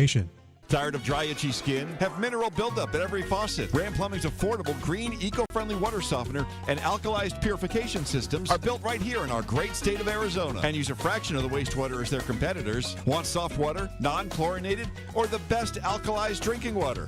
You can trust Ram Plumbing to be your one-stop shop. Ask about their Water Taste Challenge. 40th year anniversary savings, up to $500 off water systems and $40 off any service. If your plumbing's in trouble, call Ram on the double. True Wildcat fans know that when you're looking for the best place to watch all the big games on big screens, drinking cold beer and having the best food, all paths lead to Desert Diamond. Bet on your Wildcats and all your favorite teams 24/7 on our easy-to-use kiosks. Come chill on our comfy couches and build your best bet at Arizona's best bet, the Desert Diamond Sportsbook and Bar. An enterprise of the Tohono O'odham Nation. Problem gambling? Call 1-800-GAMBLER. Desert Diamond Casino is licensed in Arizona. Experiencing the natural wonders comes easy at Rock & Kay. Nestled at the base of the Rincon Mountain foothills. Enjoy stunning mountain views up close every day. Hit the community trails, explore local parks like Saguaro National and Colossal Cave, and mingle at private Diamond Community Park events. In the top-rated Vail School District, Rock & Kay is close to work, shopping, and services. Tour 11 different model homes by top-tier builders, offering move-in ready homes and special incentives. Live RockandK.com. Designed by Nature, proud U of A radio broadcast sponsor. The Window Depot is proud to sponsor the first look at today's game and would like to invite Arizona Wildcat fans to visit one of their Tucson warehouses. The Window Depot provides over 1,000 in-stock vinyl windows, interior and exterior doors, plus granite and quartz countertops, and a huge selection of custom cabinetry, all at the lowest prices in town. Consider the Window Depot your MVP when it comes to your home improvement needs. Stores are open Monday through Saturday, or order online at thewindowdepot.com. The Window Depot, more than a window store. Coach Tommy Lloyd here. Right Way Heating, Cooling, and Plumbing is the ultimate team when it comes to your home's comfort. Thinking about replacing your heating and air system? It's February at Right Way. These are some of the slowest months of the year. We have equipment in stock and our crews are available. And to spark business, we're including an 80% furnace absolutely free with the purchase of an air conditioning system. And if that's not enough, we'll include a Wi-Fi thermostat, 10-year parts and labor warranty, plus we have zero interest financing available. Call or text 520-200-2422 or visit rightwayac.com. Are you afraid to open your investment portfolio statements when they come in the mail? This last year has brought its own unique set of trials and tribulations, but you don't have to face them alone. I'm Natalie Fernandez-Lee of Meridian Wealth Management. I've spent my career helping people navigate their financial wellness. Call me today at 719-1433. Let's open those envelopes together. We will make sure you're on the right track. Visit us online at meridianwealthllc.com for more information. Advisory services provided by Meridian Wealth Management, a registered investment advisor. The Meridian Wealth Management Countdown to Tip-Off Show continues on the home of Arizona men's basketball, Wildcats Radio 1290. It's time now to take you down the front row of the arena. A view from courtside is brought to you by Kaiser Garage Door and Gates. Kaiser, celebrating 25 years serving Southern Arizona. All right, our view from courtside today is one of the beat writers that covers the Colorado men's basketball team. His name is Scott Proctor. He's with the Coloradan in Fort Collins. The Wildcats in Boulder today, a place that has not been easy for anyone to win. The best home start for this Colorado program since the late 1960s. Scott, why has the CU Events Center been such a haven this year for Tad Boyle's club? David, first off, thanks for having me, man. It's been fun watching the Buffs inside the friendly confines of the CU Event Center this season. Like you mentioned, man, 13-0 at home this season for the first time in program history, and the Buffs have just simply been dominant in Boulder. And this is going back to last season. They have 7 straight wins in home games over Pac-12 teams dating back to last season. 13 home games this season. They're averaging over 85 points per game and winning by a margin of nearly 20 points per game. So to say they've been dominant inside the CU Event Center is almost an understatement. And they've just been shooting the ball well and really just locking down on defense, shooting 52% from the field at home. And really what makes this team so dominant is really they get to the free throw line, and when they do, they're cashing in, man. 7th in the nation in free throw percentage, almost 80%.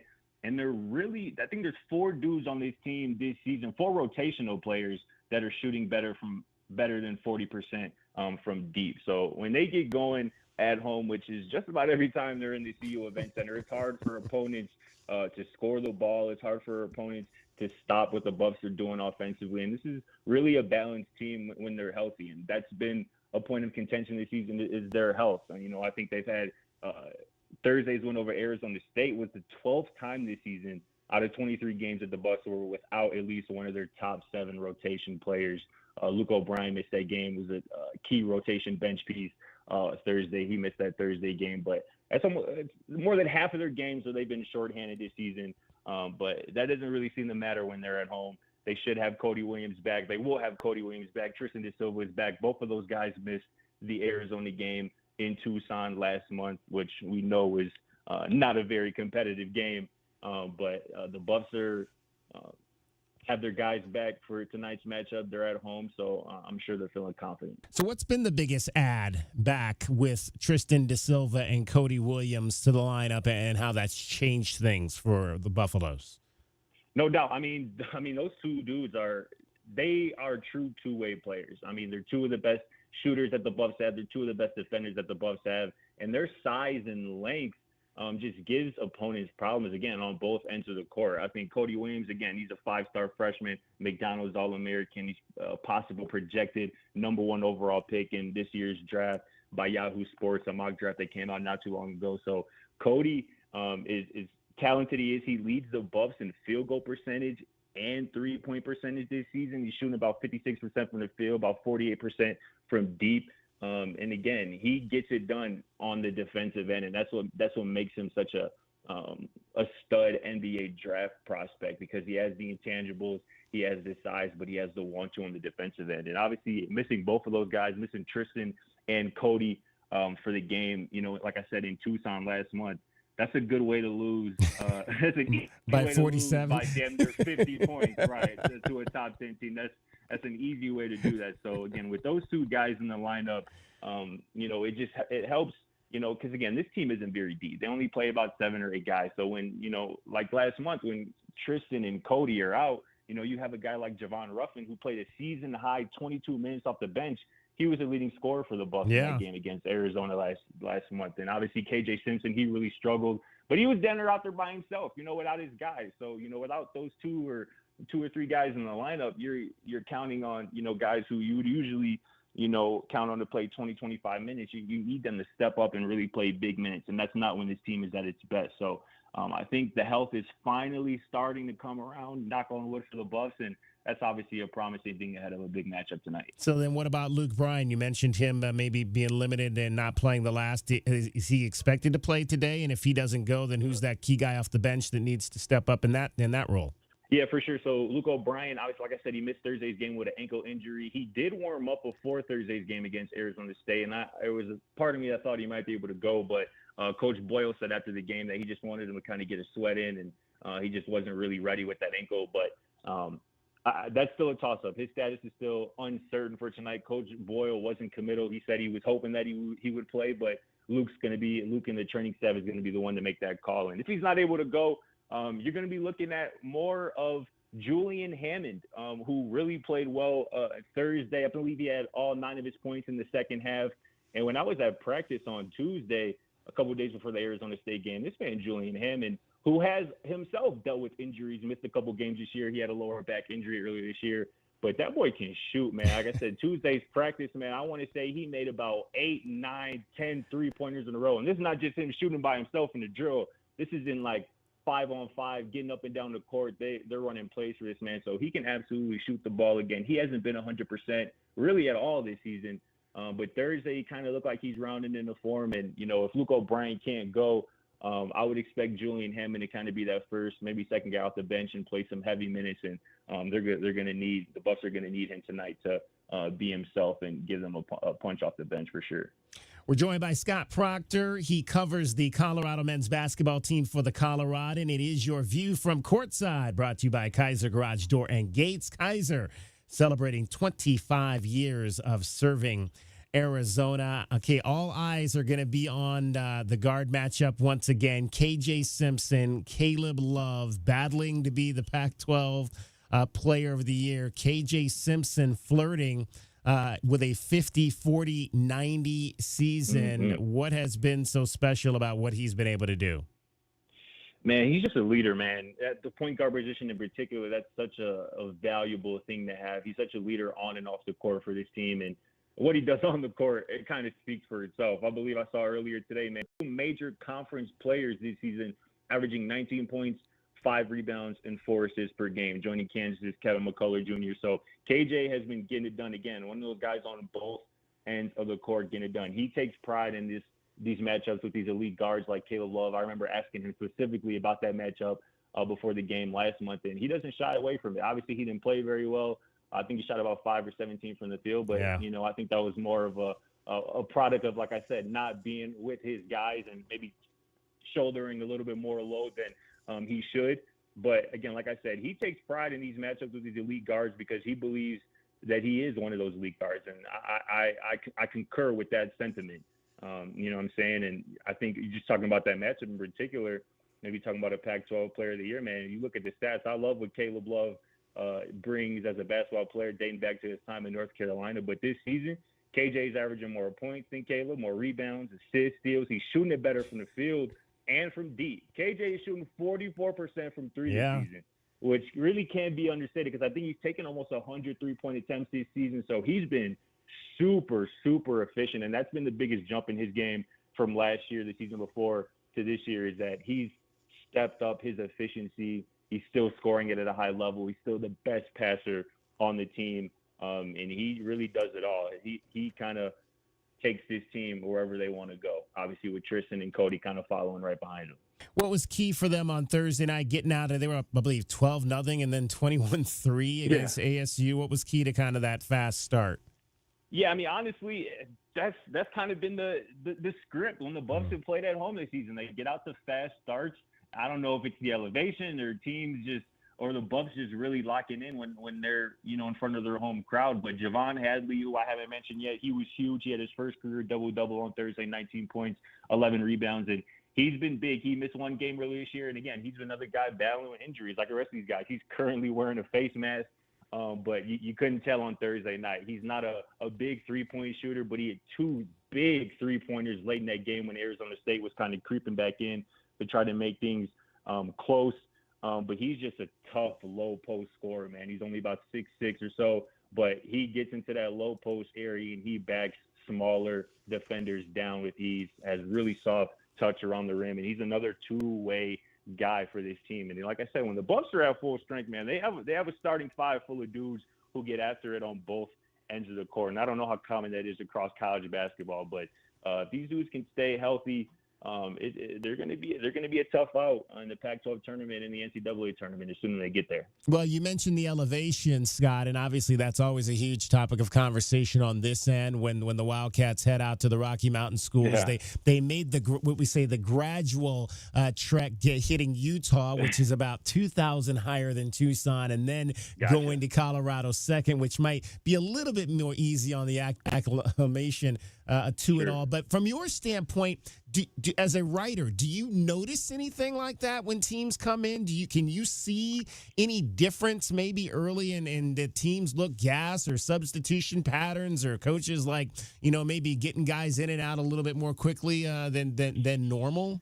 I really noticed it in the second half of games, and this didn't really apply to Thursday's win over Arizona State because the Buffs got out to such an early start in the first half. But I have noticed in the second half of games, either early in the second half or kind of halfway through that second half, the Buffaloes just start to separate themselves. They look like they're the more fresher team, like they have more springs in their legs. And again, that could very well be due to the elevation, but there definitely seems to be a trend that coming late in that second half, 10, 11 minutes ago when it's, a game is maybe still hanging in the balance, that the Buffs just seem to have more spring in their legs, more energy. And that's going to be something to watch in particular tonight because, as you know, the Wildcats had a crazy triple overtime thrilling win over Utah on Thursday where I think, almost 4 of their guys played at least 44 minutes. Obviously, Caleb, Larson, they played 48. That's a full NBA's game worth of minutes right there. So for those guys to turn around, about 48 hours later and play on the road with the elevation, I'm really interested to see how if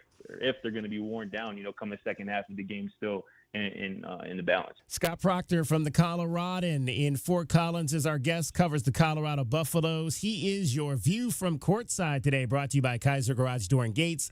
Kaiser celebrating 25 years of serving Arizona. All right, Scott, let's talk some football because signing day was this week, and the Buffaloes and Wildcats, depending on what service you look at, but I was quoting on 3 because they seem to have the things put together a little bit easier to digest. But the Buffaloes were 15, the Wildcats were 16. However, Colorado is number 2 in the transfer portal in terms of getting guys in. So how was that perceived, or how was that received in Boulder on signing day this week?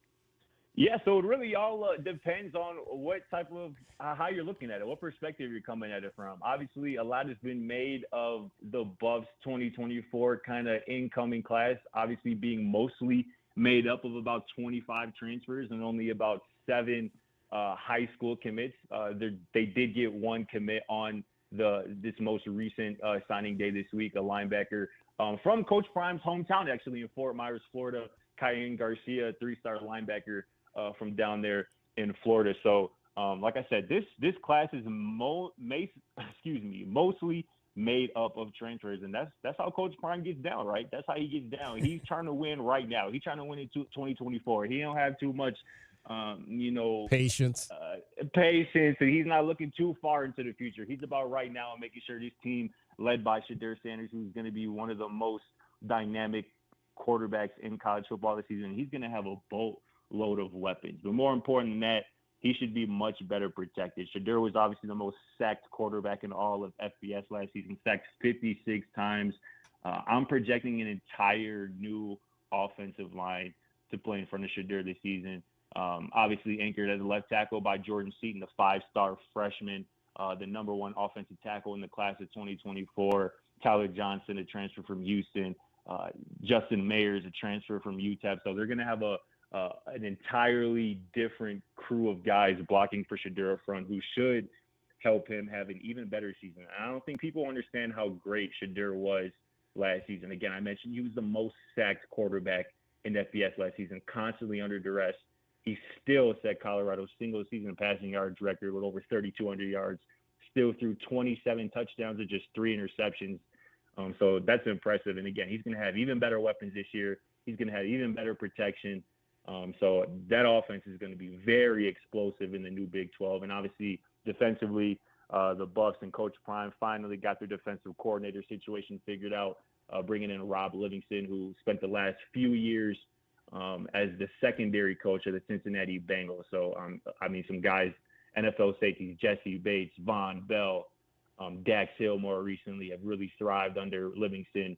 And I like the hire a lot. A younger guy, it's kind of an older coaching staff. You're looking at, Coach Prime and Pat Shermer at OC. Rob Livingston is in his 30s, a younger guy who can relate to some younger talent on defense. So I like the hire there. And this team is shaping up to be, in my opinion, one of the better teams in the Big 12, and they're going to have a chance to really compete for a Big 12 championship if things go their way and they stay healthy, of course. And as a young guy, for you, this has to be pretty exciting to be thrown into that situation, covering a big-time head coach like that.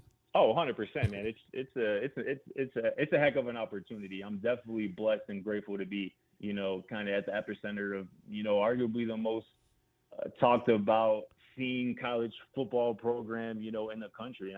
We saw it last year. Even especially early on, but every Saturday when the Buffs were playing, that was must-watch television, no matter who they were playing, especially early on. So again, I'm expecting a much better team, a much better product on the field, and that's that's going to be very exciting, man. I can't wait for a few of those games in particular. They start the season with North Dakota State, an FCS powerhouse in Boulder. That should be a fun one. And then the Rocky Mountain Showdown right after that, or a couple weeks after that, I should say, against Colorado State, which made a bunch of headlines for a bunch of different reasons last season. So I'm really looking forward to that one in particular for sure. Scott Proctor from the Coloradan. Hey, Scott, we appreciate you taking a few minutes to join us. Look forward to chatting you as we get set for this Big 12 transition coming up here during the summer. Likewise, David. Thanks so much for having me. Have a good one. Scott Proctor from the Coloradan covers the Colorado Buffaloes. That is your view from courtside for today. We hope you enjoyed your view from courtside. It was brought to you by Kaiser Garage Door and Gates. Kaiser, celebrating 25 years serving Southern Arizona. This is the Meridian Wealth Management Countdown to Tipoff Show on the home of Arizona men's basketball. Wildcats Radio 1290. Get the backyard you've always wanted with a custom pool from First Choice Pools. A backyard oasis built around you. First Choice is a full-service builder of beautiful in-ground pools and backyard designs for years of staycations. If you're ready to dive in, then visit TucsonPoolBuilder.com. Schedule now and get 3 months of full service free. First Choice Pools for installs, renovation, remodeling, and repair. Get started today at TucsonPoolBuilders.com. First Choice Pools, the first and only choice. You want to protect her. You'll give anything to make sure nothing harms her. Every minute together makes unforgettable memories. Except that time you parked her under that tree and... Oh, come on, man. Really? Sorry, we'll never speak of it again. But remember who came to her rescue? Recon Auto Detailing. Arizona's premier auto detailing company comes directly to you. We'll make your masterpiece shine like it should, and with a monthly maintenance package, we'll keep it that way. Recon Auto Detailing. Online at recondetail.com.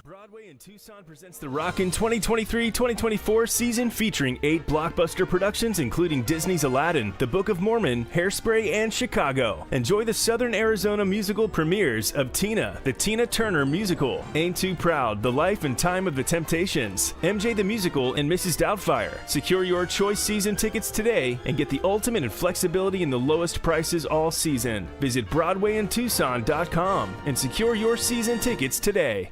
Most financial advisors I know have had a moment in their career where they thought, with more control, I would do things differently for my clients' sake.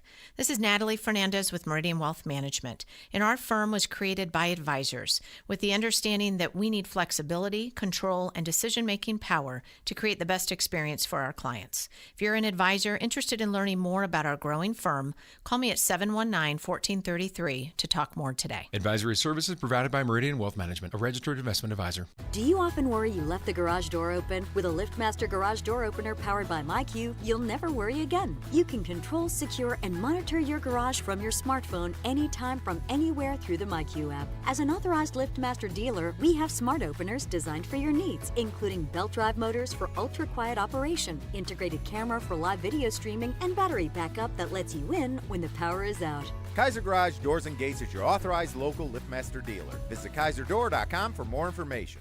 Desperate buyers have created tremendous opportunity for sellers. If you've had the slightest thought of selling your home, it's time to call Sean Poston with the Poston Results Team at Keller Williams, Southern Arizona. Why choose the Poston Results Team? Past performance, more money in your pocket, over a 65% referral rate, an incredible Poston Results Team staff, and most important, communication, because you and your home matter. The Poston Results Team. When buying and selling really mattered, go to TucsonHomeValues.com. That's TucsonHomeValues with an S.com. Sean Furrier for Jack Furrier Tire and Auto Care. Now that winter is really here, cooler overnight temperatures mean that your tire pressure warning light could be on. In most cases, you solve the problem by simply adding the correct amount of air to your tires. As always, you can stop by any of our 14-area Jack Furrier Tire and Auto Care locations for a free tire inspection and air pressure check. And if you need help with that low-pressure warning light, we fix those too. Check out jackfurriers.com. Jack Furrier Tire and Auto Care, since 1960, here to get you there. Coach Tommy Lloyd here. Right Way Heating, Cooling, and Plumbing is the ultimate team when it comes to your home's comfort. Thinking about replacing your heating and air system? It's February at Right Way. These are some of the slowest months of the year. We have equipment in stock and our crews are available. And to spark business, we're including an 80% furnace absolutely free with the purchase of an air conditioning system. And if that's not enough, we'll include a Wi-Fi thermostat, 10-year parts and labor warranty, plus we have zero interest financing available. Call or text 520-200-2422 or visit rightwayac.com. The Meridian Wealth Management Countdown to Tip-Off Show continues on the home of Arizona men's basketball, Wildcats Radio 1290. Taking you up to 8 o'clock. Tip-off tonight in Boulder, Colorado. It's the Arizona Wildcats, number 8 team in the country against the Colorado Buffaloes. Welcome back to the Meridian Wealth Management Countdown to Tip-Off Show. We are also brought to you by Dave & Buster's, the best place to eat, drink, and play while watching tonight's game between the Wildcats and the Colorado Buffaloes. We were talking in that last segment with Scott Proctor from the Coloradan Gentlemen. It could be the battle for the Pac-12 Player of the Year tonight on the floor in Boulder. Caleb Love, KJ Simpson. Of course, we all know the backstory. KJ Simpson was supposed to come play here at Arizona. It did not happen, obviously, with the coaching change of Sean Miller leaving and Tommy Lloyd coming in here to take over. And Tommy kind of addressed that the first time around. And sometimes it's just not a fit. You know, you're trying to figure things out as you come in. But he has obviously found himself a home in Boulder. And these are the numbers, I guess, the numbers we've been talking about kind of all year. 50, 40, 90. 50% field goal percentage coming in. 45% three-point percentage. 89% free throw percentage. You maybe want to hear Tommy Lloyd's thoughts on KJ again? Yeah, let's hear that one more time. He's a dynamic guard, you know. He can, run their offense. He can play with great pace. He can score. He can pass. And you could just see he has a supreme confidence about him. He's a really good player. He said he had a really good conversation with you at media day. I didn't know, what that relationship's been like because it was kind of. Listen, that was so fast, and it was probably a lot. Things were probably a lot more. He was probably a lot more focused on his situation. I was focused on a lot bigger situation, and he's a really good player. And you know what? He obviously made a great choice for himself, and I'm really happy for him. I'm really happy for Colorado. We've been fine. The last couple years, and it's just looked a situation where it kind of worked out for both. But it was never anything where I didn't think KJ Simpson was a really good player. It's just hard. You get a job, the kid signs with another staff. That's a tricky situation for a lot of people to work out, and then you have to rebuild a whole roster. Things happen fast, and he picked a perfect place for him, and he's a perfect player for them, and he's playing really well. All right, so let's look at the numbers. Versus, as I like to say. Caleb Love, 43% field goal percentage. KJ, 50. KJ, 45% three-point percentage. Caleb, 34. KJ, 89% free throw percentage. Caleb, 86. KJ Simpson, 126 rebounds. Caleb, 119. So 6 and 5 per. 102 assists for KJ Simpson to 75 for Caleb Love. 42 steals for KJ Simpson to 26 for Caleb Love. They are both averaging 19 points per ball game. You know what the most important stat is, Kelvin? 9 and 3 yes, versus 7 and 5. Because as we always know, best player, best team. All right. Well, so that's how you roll, last year you roll when like that. Last year when Jaime Jaquez Jr. won over Azu, it was one of the rare occasions where the team that won, right, didn't have that best player type of thing. And that's traditionally going back, 30, 40 years. It's almost always, unless some dude is putting up 25 and 11, like Sharif. Sharif won, and their team, Cal was not great, but he won player of the year. There's been a few outlier occasions like that, but almost always it's best player, best team. You agree, Calvin? Yeah, yes, I do. Unless, again, a guy, you have to be in the top 2, 3 for me to even be considered in the conference. And, after them losing here and him playing the way that he did, 8 turnovers. He had 8 turnovers here, 5 for 17. So he's going to have to, flip his performance, and make sure that they beat U of A handily to even get back in the conversation for me. They held him down greatly in that game here. Obviously, he did not have his running mates with him. So it'll be interesting kind of to see how it flows in this particular game. But we were kind of mentioning last time that this had ever happened in the Pac-12 conference, I guess as close as it's ever happened, Salim Stoudemire, somebody said, did it at Arizona. I'm trying to see if I can. Like 50-50. Yeah, that was Roxy, I think, was talking about that, right? Yeah, like 50-50, 90, 50-50, because Steve, he was 85. worried. He thought Steve Kerr had done it, but Steve Kerr, as a senior, the only year Steve Kerr played with a 3-point line was the senior year, because the 3-point line came in that one year he sat out with injury, what it should have been his senior year. And so, but that year he shot like 88% from the free throw line. So senior year for Salim, he shot 50% from the field, 50% from three. That was a lot of cactus threes, too. 91% from the line is what Salim did. That was 2004, 2005, so literally 19 years ago. And that was Ike Diagu as the player of the year in the Pac. And that was taking 7 threes a game. 3 of 7, average. Yeah, he was ahead of that was before people were taking that kind of volume, too. He was letting that thing go. I'll tell you who should let it go, Jason Gardner. Yeah. Gardner used to let it go. Yeah. All right, let's find out who that Buffalo is going to be who might get under the skin of the Wildcats today. Who is today's Pest of the Game? The Pest of the Game is brought to you by University Termite and Pest Control. Check them out at BePestFree.com. Speaking of guys who can knock down threes, I think I am going to go with the youngster. Well, he's not a youngster anymore. He's a junior. But out of Cherry Creek High School in Denver, Colorado, Julian Hammond III, shooting 40% from 3, 12th best in the Pac-12. This could be one of those games where the other team knocks down a lot of threes and potentially knocks out the Arizona Wildcats. So Julian Hammond, I'm going with him as my pest today. You can also take the basketball away a little. Yeah. Calvin? I'm going to go with Cody Williams. I feel like that he's an Arizona kid. I'm sure he grew up watching Arizona basketball. This is probably going to be his one and only chance to play against Arizona unless he faces them in the Pac-12 tournament, because he's out of there. He's out of there. You right? Yeah. So this is going to be his only chance. So I think that you have to watch him trying to go off versus his home state team. Yeah, I mean, that's my pick, too. Cody Williams is, on a lot of draft boards, is the number 1 pick in the NBA draft. And that's a guy, wow. Yeah, and that's a guy at 6'9". He's shooting, let's see, what's he shooting from the field? He is shooting 48% from beyond the 3-point line. Not a high volume, only taking 2 per game.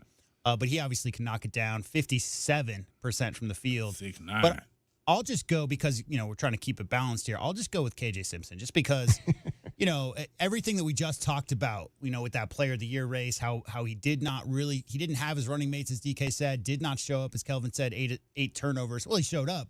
He just struggled because Arizona had the focus of their defense on him. I think today in his home building, usually our pests are not the best player on the other team, but I just think, they go as he goes, and with his running mates, with the Silva back and, Cody back, I just think he's that guy that if he's playing with supreme confidence, that team's going to play with supreme confidence. All right, those are our pests of the game: KJ Simpson, Cody Williams, and Julian Hammond. That's today's Pest of the Game. The Pest of the Game is brought to you by University Termite and Pest Control. Visit BePestFree.com. Yeah, Cody's brother can play a little bit too. Yeah, over there at Oklahoma State. Oklahoma City. Yeah, that whole team is fun to watch, but that dude, he's very impressive. Who they beat? They beat the Clippers the other night in Los Angeles. They also got killed by the Mavericks last night. Oh, no. But they're number 1 in the West right now. That's what happens in the NBA sometimes when you have a back-to-back. Second night's not always so good. 520-848-1290. I mean, Shai and Chet, those two guys, are such just unique players. Yeah. And then you add them with the Williams brothers and everybody else on that. It's just, that's a tough young team right now. I mean, there's a lot of, before Ja went down, before some of those trades, Memphis looked like that team to beat, the young, like under 25 kind of roster putting together. But man, Oklahoma City right now, that's a scary team. They got to figure out how to win in the playoffs, but that's a scary keep them team. together. Did you hear that Brent Brennan's interviewing at UCLA? No, that's never going to happen. Yeah, no, trust me. I got a little Twitter line going with all the boys, and trust me, none of us think it's real. I had a caller call in yesterday and say, is Jed going to UCLA? I'm like, come on. He just stood up in front of the whole Washington, like all of Seattle, and he told me I was going to be there for 10 years. And that was the week before. You don't leave the next week. But You're I'll never going say to get a job again. Jed would go before Brent would. Yeah. I guarantee you. Sure. And I'll say this about Brent. Even though he played football at UCLA, I think his connection to Coach Tomey, this is what I told the guys too. I said, I think his connection to Coach Tomey, I ain't going to say it was so real. It was as real as it gets to being like a second father. There's no way that, Coach Tomey isn't here. But just him thinking of what Coach Tomey would say to him after doing that, oh my gosh, I can't see him even thinking about, even considering it. So I don't entertain these hypothetical nonsenses from social media, but just in that line of thought, would that create another 30-day window, which is about to close? Yeah, absolutely. Oh, for sure it would. Right, so that would be like a 60-day window. Oh, they say somebody tweeted, it was funny. Somebody tweeted that actually might be good for Arizona because they get another buyout. Because UCLA would have to pay $10 million buyout. So they got $5 million from Fish, $10 million from Brennan. So that's $15 million they put in their pocket for an athletic department that needs some money. But then you lose all the guys. Exactly. Because what guy's going to say yes to 3 different guys? There'll be another guy. You like, what is going on here? Well, maybe now they get Nansen though. if that were whatever. Now maybe. Wow. Maybe they get their guy Nansen if that were to ever happen. They got Babers on the staff, former head coach. So absolutely. But again, I know I'm for sure. They're locked in. He was up at a golf event with the team, with the coaches and all stuff. the coaches were up at the waste management. Yeah. So they locked in, hanging out at the 16th hole today. I have never been to that event yet. My wife has been, I think, twice. But because it goes back to it's always Super Bowl weekend. And this is the first time in 13 years I'm not working Super Bowl weekend. Right. So I've never been to the waste management. As I said on the show, that I've been once. My buddy Craig Jones got an in. He's got a buddy who works at that course. We went once on a Saturday, and as I said, a lot of high heels up there on Saturdays. A lot of dinner dresses. I'd like to go. Maybe next year. I'll see if I can. I walked past that 16 hole, but I've never been to the grandstand. Oh, you've never been. It's built up way more. This was like, I think we were there early 2000s. It's like an entire, the whole hole now is a stadium. Enclosed. It's changed. Yeah. Like it wasn't quite to that level. I think they could maybe fit 3,000 or 4,000 people in that area when I went up there, but now it's like 7,000, 8,000, 10,000. So like it's crazy how we many were people. watching that Tiger Woods video. It was just the folks down at the green. Now you can, the whole thing. And again, that's what I said yesterday. If I was the PGA, I would put that at every event. I would have a stadium hole. Every single event. I need to apologize real quick. I said Jaime Jaquez won last year, and they actually. I don't like to remember when the Bruins do good things. They actually did pull out the conference championship last year, so he was the best player in the best team. So I apologize. I did not give the Bruins credit for their title last year. Maybe depending on what happens tonight, that might be our question of the day. Book that for our question of the day for Monday. In fact, I might just put it up tonight. Who should be the player of the year? 3 days to vote on it. KJ Simpson, Caleb Love, and we'll lay out all the numbers and see what people think out there. All right, it's the Meridian Wealth Management Countdown to Tip-Off show. We're getting you set for Arizona, Colorado. We've got you for another hour. 8 o'clock tip-off in Boulder, where the Buffaloes have not lost this season, 13-0. Along with Kelvin Efon and J.W. Madden, I'm David Kelly. You're listening to Wildcats Radio 1290. This hour of the Meridian Wealth Management pregame show is brought to you by Blue Whale Car Wash, Caruso's Italian Restaurant, Cool Willie's Air and Plumbing, The Diamond Store, Goldberg and Osborne, Goodfellas AC, Humane Society of Southern Arizona, Lexus of Tucson, Nova Home Loans, Recon Auto Detail, Ride Now Power Sports Tucson, Tucson Police Department. Here's an important message from University Termite and Pest Control. The weather is cooler here, and so pests are seeking alternative housing. Do you need a professional? University Termite and Pest Control has been serving Tucson since 1974. You can be assured University Termite and Pest Control will keep you pest-free using the most responsible products and application methods. 28 school districts, 3 hospitals, 2 colleges, 1 university, and thousands of homeowners trust University Termite and Pest Control for the past 50 years. You can too. University Termite and Pest Control. Find us online at bepestfree.com. This just in, Goodfellas AC is matching up to $2,000 on federal tax credit. Whoa, seriously?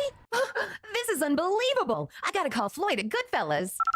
Hello, Goodfellas. Floyd speaking. Is it true about the $2,000? It sure is. Homeowners like you may qualify for a 30% federal tax credit up to $2,000 on qualifying heat pumps. And Goodfellas will match the tax credit dollar for dollar up to $2,000. Good service, good prices, Goodfellas. The new Blue Whale Car Wash, formerly Octopus Car Wash, is now open. They're locally owned and operated and offer many ways for you to save. Start now by downloading the Blue Whale Car Wash app. Then visit their website at bluewhalecarwashaz.com to find a location near you. Don't forget to follow them on Instagram and Facebook for even more savings. And for a limited time, their exterior-only wash is $5 at all 4 locations. Blue Whale Car Wash, proud radio sponsor of the University of Arizona Wildcats.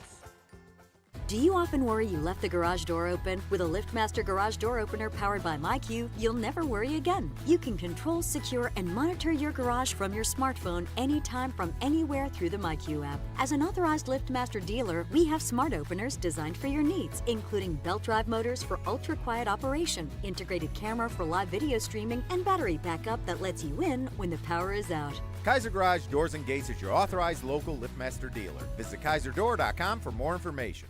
Does it feel like the price of everything is going up, up, up? We can't control the price of gas or groceries, but at Royal Kia, we never add market adjustments, even while other dealers add fees because inventory is limited. At Royal Kia, you can rest assured you won't pay market adjustments, and we stand by our transparent online pricing. Royal Kia, the dealership that's different. OAC plus tax, title, license, dealer installed options, and $529 dock fee. Royal Kia, Speedway in Columbus or royalkia.com.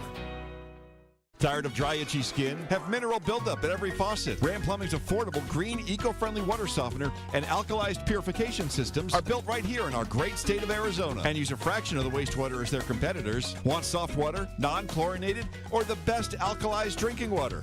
You can trust Ram Plumbing to be your one-stop shop. Ask about their Water Taste Challenge. 40th year anniversary savings, up to $500 off water systems and $40 off any service. If your plumbing's in trouble, call Ram on the double. Hi, this is Joe Parsons, President and CEO of Parsons Steel and proud member of the Advisory Business Council of Meridian Wealth Management. As a longtime Tucsonan, professional rodeo cowboy, and businessman, I live my life on several core values and principles. Keep your promises, finish what you start. There's a line between right and wrong and nothing in between. Natalie Fernandez and her team at Meridian share those core values, and I'm very proud to know them. To learn more about Meridian, call 719-1433. Advisory services provided by Meridian Wealth Management, a registered investment advisor. The Window Depot is proud to sponsor the first look at today's game and would like to invite Arizona Wildcat fans to visit one of their Tucson warehouses. The Window Depot provides over 1,000 in-stock vinyl windows, interior and exterior doors, plus granite and quartz countertops, and a huge selection of custom cabinetry, all at the lowest prices in town. Consider the Window Depot your MVP when it comes to your home improvement needs. Stores are open Monday through Saturday, or order online at thewindowdepot.com. The Window Depot, more than a window store. This is the Meridian Wealth Management Countdown to Tipoff Show on the home of Arizona men's basketball. Wildcats Radio 1290. Let's take a look at the Right Way Rundown and see what's coming up on our pregame show. Brought to you by Right Way Heating, Cooling, and Plumbing. Do things the right way. 1 hour left to go with us before we hand it over to Brian Jeffries, Ryan Hansen, Reggie Geary in the network. Coming up in this hour, we will have our scouting report. You'll hear from Colorado head coach Tad Boyle, as well as KJ Simpson. Best bets, Arizona is an underdog for the second time this season. Duke was the last time, 5.5. Tonight, 2 points. Colorado is favored by in this game. Pre-game extra, we're going to hear from Roxy Bernstein, who called the game on Thursday night in Salt Lake City. We'll get Roxy's thoughts on everything. Keys to the game, starting lineups, all of that is straight ahead today. All right, let's find out a little bit about this Colorado team. Our 1290 scouting report is brought to you by Ram Plumbing. When your plumbing is in trouble, call Ram on the double. Looking into paint, can't get it on a backdoor cut. Gives to Williams. High for the slam. Over the top of Phillips. A bounce pass. And that right there, my friends, is what you call explosion by Cody Williams. Gotta love Mark Johnson, man. He's out of another one of those Syracuse guys. All those Syracuse guys, they have the voices. Cody Williams, as Kelvin mentioned, shooting 57% from the floor and 48% when he does decide to take a three-point shot. I'm sure he'll make one or two today. I'm sure that's kind of how that will go down. Selective. Selective, exactly. Tad Boyle is the head coach of the Colorado Buffaloes. He has been the head coach of this program ever since they've been in the Pac-12 conference. And Tad Boyle had a funny line in his press conference today. So the game ended in Boulder against ASU, and of course, the game in Salt Lake City had not yet ended. Here's the timeline. So they interviewed the two players, right, from Colorado first, Right. and the reporter says 2. They said that Arizona's in 2. That was to the two players. And then when Tad got there, it got even more funny. Arizona, who you guys play Saturday, is currently in triple overtime right now with Utah. Go to 5. Go to 5. Maybe it could be 7 overtimes. Let's go, man. Just what are your thoughts on that game? Yeah, look, I that's the thing about the Pac-12 and these Thursday, Saturday deals is I don't even think about Saturday until tonight. So we'll put a game plan together. They're on the road. They got to travel. But Tristan didn't play down there. Cody didn't play down there. So like we were short a few dudes. So we got to be ready because Arizona's a hell of a team, and all you can ask for in life is an opportunity. We got a great opportunity in here Saturday night. Does being 13-0 at home help that opportunity against Arizona? No, being 13-0 at home has no bearing on Saturday night. I wish it did, because then we just say, hey, Arizona, go down to Tucson, give us the win. That ain't happening. So we got to go win a game on Saturday. It's not going to be easy. We know they blew our doors off in Tucson, so we got some work cut out for us and 1 day of prep. But they have 1 day of prep as well. And that in the second time through the league, it's easier for them for prep and it's easier for us for prep. So now we just got to go play and see what happens on Saturday. But hell of an opportunity, and we're looking forward to it. I disagree with Coach. I think it's easier for Colorado for prep, but not easier for Arizona because they had 2 of their rotation players, Kelvin, not in that game in Tucson, right? So it's not like they can't look at film throughout all the other games that Colorado's played recently, but they don't have that one-on-one matchup with those 2 guys who weren't there in Tucson. Yeah, and most of these guys haven't played against them. Those guys. One, because one of the guys is a freshman, and the other because most of our guys weren't here last year. Yeah, De Silva, they didn't play De Silva because they weren't in Tucson. Yeah. So yeah, no, that's gonna be a game where it's definitely gonna be a different game. But I still feel like it's a game that our guys could look forward to competing in. It's a game that Colorado is undefeated at home. I just say go back and look at the Oregon game, look at the Utah game, how these guys kind of step up in those situations, and then you can go back and look at the Stanford and what's the other one, Washington State, to see how not a big name. You're going in there. Yeah. Who cares if you win or not? That's not the situation today. Tad Boyle arrived in Boulder in 2010-11. First NCAA tournament was in 2012. That was when they beat the Wildcats in the Pac-12 tournament championship game.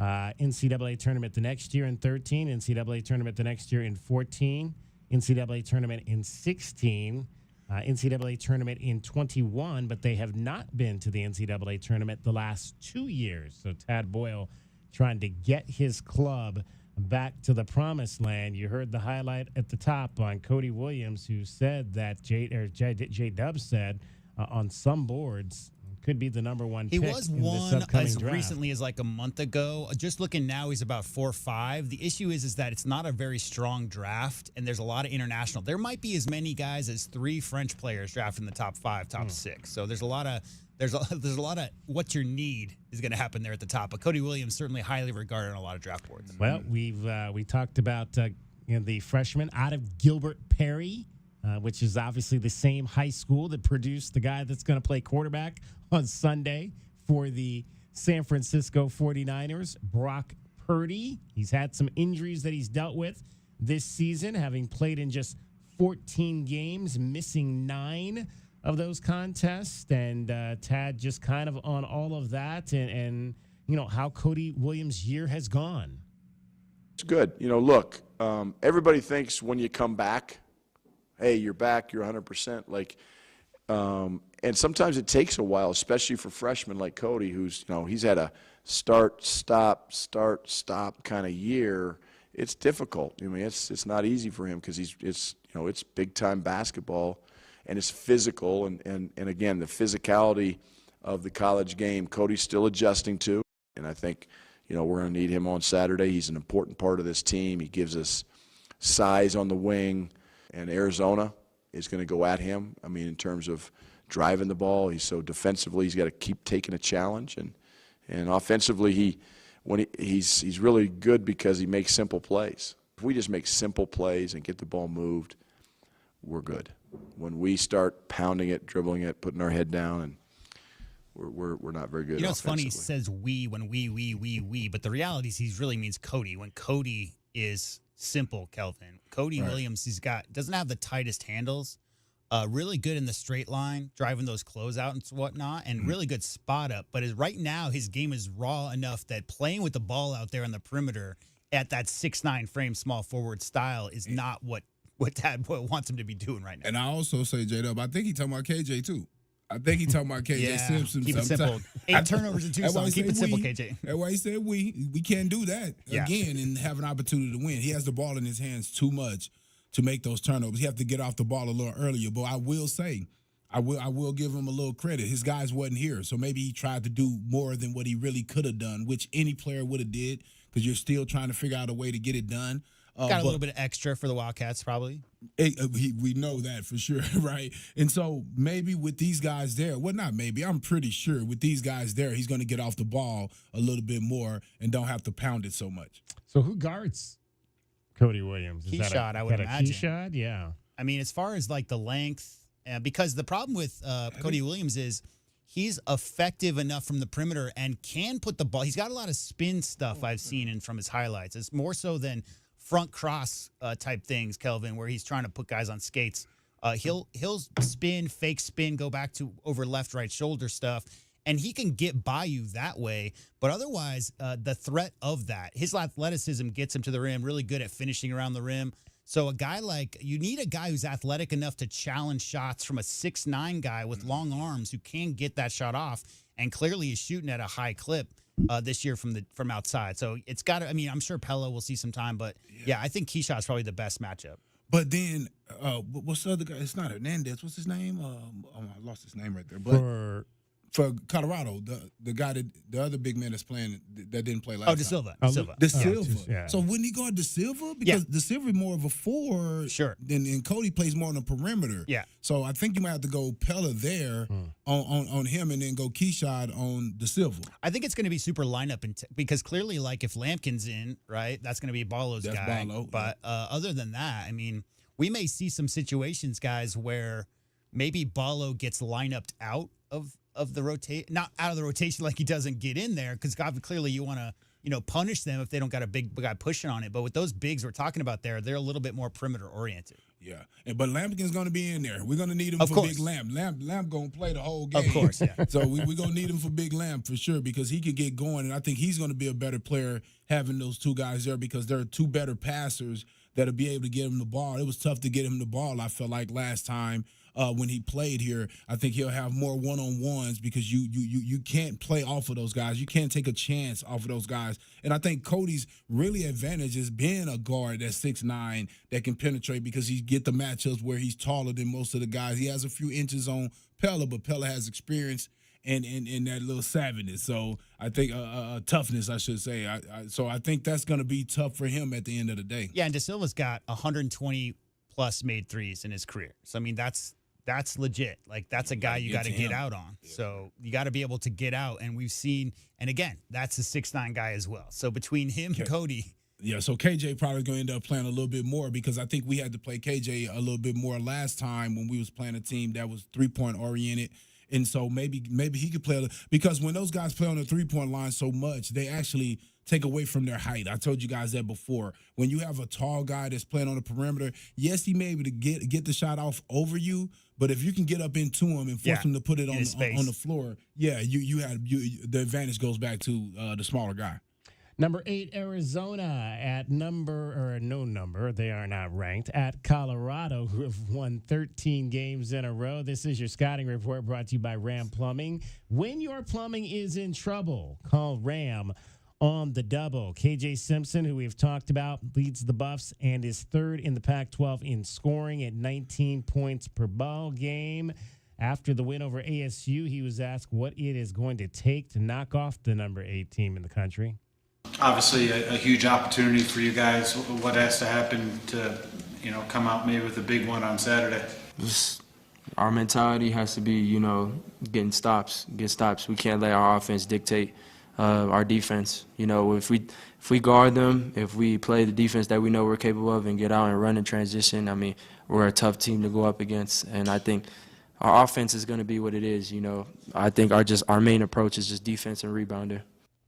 Sounds like a player who's played for the same defensive-minded coach for the last 3 years. For a while now, for sure. All right, that is a look at your Colorado Buffaloes. That's today's 1290 Scouting Report, brought to you by Ram Plumbing. When your plumbing is in trouble, call Ram on the double.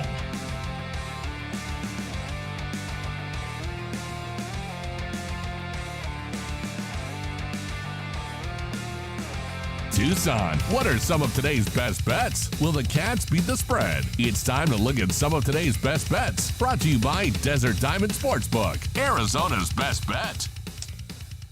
All right, Arizona underdogs. There's no need to fear. The underdogs are here. For the second time this season, they won the last time at Duke.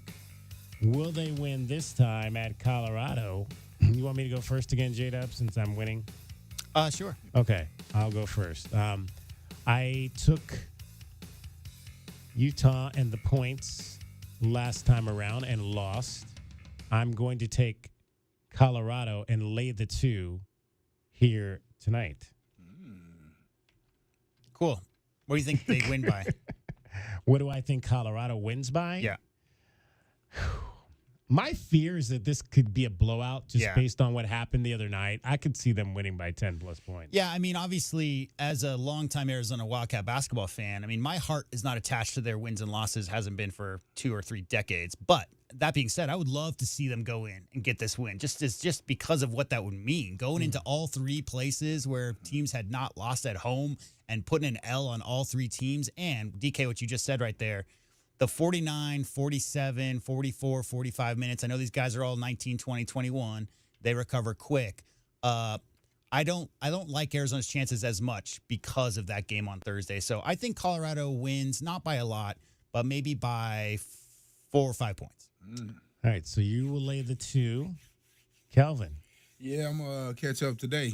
Catch up today. He's taking the Wildcats. Yeah, man. Now, I'm telling you, if Colorado had lost 13 straight, right, I would say Colorado. I'm telling you right now. Yeah. But winning 13 straight and these guys have something to compete against, I'm taking the Cats, and I say they win by 5 today. I think Kelvin. Okay. I think Kelvin's right, and I didn't pick that, but because you got 4 guys leading the way who are all been there, done that guys. I mean, you're talking about Keyshawn, Caleb, Pella, Ballo, all those guys, that level of experience. And I'm gonna say this: when you have guys that have that type of experience, we got 2 guys that went to a national championship game. Yeah.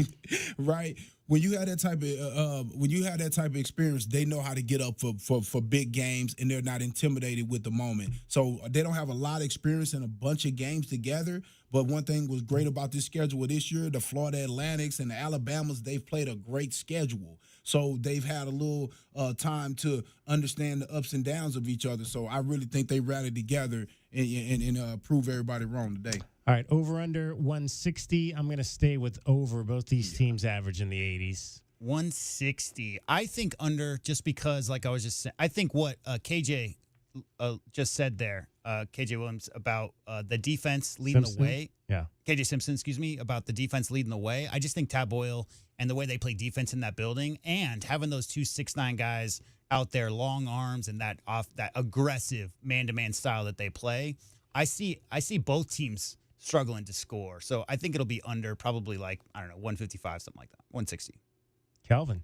Yeah, I'm gonna go under, and that's because of the legs of the Wildcats, and also Colorado played 6 basically the last game. So I'm gonna go with that. I'm gonna go under. All right, so we will definitely have some type of movement in this game. J-Dub is laying Colorado and laying the 2 with Colorado and the under. Kelvin taking the 2 with U of A and the under. I'm laying the 2 with Colorado and the over in this ball game. DK has a 2-game lead on J-Dub and a 3-game lead on Kelvin. Those are today's best bets. They are brought to you by Desert Diamond Sportsbook, Arizona's best bet. All right, coming up, we're going to talk to Roxy Bernstein from the Pac-12 Network, get his thoughts on what happened Thursday night in Salt Lake City. It's the Meridian Wealth Management Countdown to Tip-Off Show, along with Kelvin Ifan and J.W. Madden. I'm David Kelly. You're listening to Wildcats Radio 1290. This hour of the Meridian Wealth Management pregame show is brought to you by Broadway in Tucson, Dave & Buster's Tucson, Dorado Rock, First Choice Pools, The Good Feet Store, Jack Furrier Tire and Auto Care, O'Reilly Chevrolet, Ram Plumbing, Restaurant Supply Store, Right Way Heating, Cooling, and Plumbing, Rocking KA Master Plan Community Design by Nature, University Termite and Pest Control. My heat and air were in a state of disrepair. Make sure your family is safe and warm during the cooler months. I'm Ron Arenas, the owner of Picture Rocks Cooling, Heating, and Plumbing. Heating is our middle name, and we can make sure your furnace is running efficiently. Call us at 520-440-4069 for honest heating and plumbing service to the Tucson area for over 20 years. Picture Rocks Cooling, Heating, and Plumbing. Are you ready to adopt? Come to the Humane Society of Southern Arizona. When you adopt from us, you will save more than one life. You'll also make room for the next pet in need. The Humane Society of Southern Arizona has been compassionately serving pets and the people who love them since 1944. Our knowledgeable adoption matchmakers will help you find the right pet for your home and support you after you adopt. We are open 7 days a week at our main campus at 635 West Roger Road. Learn more and see adoptable pets at hssaz.org. Day in and day out, we're inundated with commercials asking to review your portfolio or telling you to get a second opinion. This is Natalie Fernandez with Meridian Wealth Management, and I want to share the advice I give people every day. Talk to 3 different advisors at 3 different firms. It's important to understand their differences and find someone you can trust. I want Meridian to be one of your 3, and then you will decide who is best for you. To learn more, call us at 719-1433 today. Advisory services provided by Meridian Wealth Management, a registered investment advisor. The Window Depot is proud to sponsor the first look at today's game and would like to invite Arizona Wildcat fans to visit one of their Tucson warehouses. The Window Depot provides over 1,000 in-stock vinyl windows, interior and exterior doors, plus granite and quartz countertops, and a huge selection of custom cabinetry, all at the lowest prices in town. Consider the Window Depot your MVP when it comes to your home improvement needs. Stores are open Monday through Saturday, or order online at thewindowdepot.com. The Window Depot, more than a window store. Does it feel like the price of everything is going up, up, up? We can't control the price of gas or groceries, but at Royal Kia, we never add market adjustments, even while other dealers add fees because inventory is limited. At Royal Kia, you can rest assured you won't pay market adjustments, and we stand by our transparent online pricing. Royal Kia, the dealership that's different. OAC plus tax, title, license, dealer installed options, and $529 doc fee. Royal Kia, Speedway in Columbus or royalkia.com. Experiencing the Sonoran Desert's natural wonders comes easy at Rockin' Cay. Nestled at the base of the Rincon Mountain foothills, enjoy stunning mountain views up close every day. 6 model homes are now open to tour at Del Webb at Rockin' Cay. Here, life is about more than just beautiful homes. It's about the experiences waiting outside your front door at this new 55-plus active adult neighborhood. LiveRockinCay.com. Designed by nature, built for you. Proud U of A radio broadcast sponsor. Caruso's, a Tucson tradition since 1938, located on historic 4th Avenue. For 4 generations, Caruso's handmade sauce has been prepared with love by a family member, using only the best ingredients. Enjoy specialty Italian dishes like lasagna al forno, chicken tetrazzini, real Italian sausages, spectacular pizza, as well as many vegetarian options. Caruso's offers outdoor dining on their garden patio with indoor dining also available. Open Tuesday through Sunday, with all your favorites available for takeout. For more information, call 520-624-5765 or visit their website at carusositalian.com. Cantina nachos, strawberry watermelon margaritas, a few zombie kills, and all your favorite sports teams live. When your day calls for some winning, it's time for Dave & Buster's, where you can eat, drink, play, and watch all the sports you want. They've got massive HD TVs, hundreds of the hottest new games, a chef-crafted menu, and an incredible list of beers, wines, and cocktails. So remember, if your day calls for a little victory, a little triumph, a little win, it's probably calling for Dave & Buster's. The Meridian Wealth Management Countdown to Tip-Off Show continues on the home of Arizona men's basketball, Wildcats Radio 1290.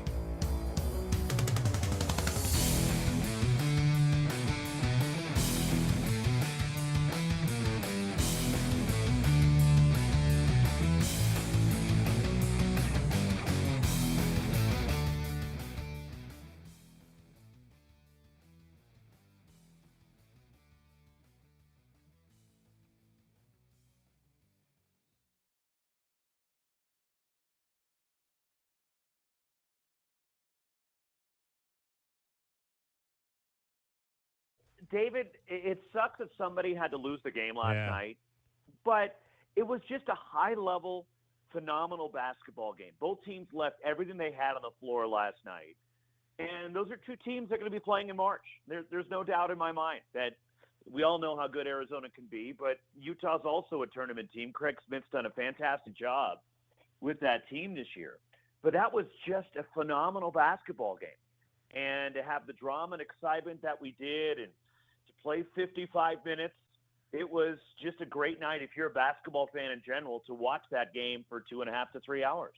And Roxy, I'm gonna preface this. I am I'm a basketball fan, and I'm glad that the Wildcats won the game as somebody that covers this program.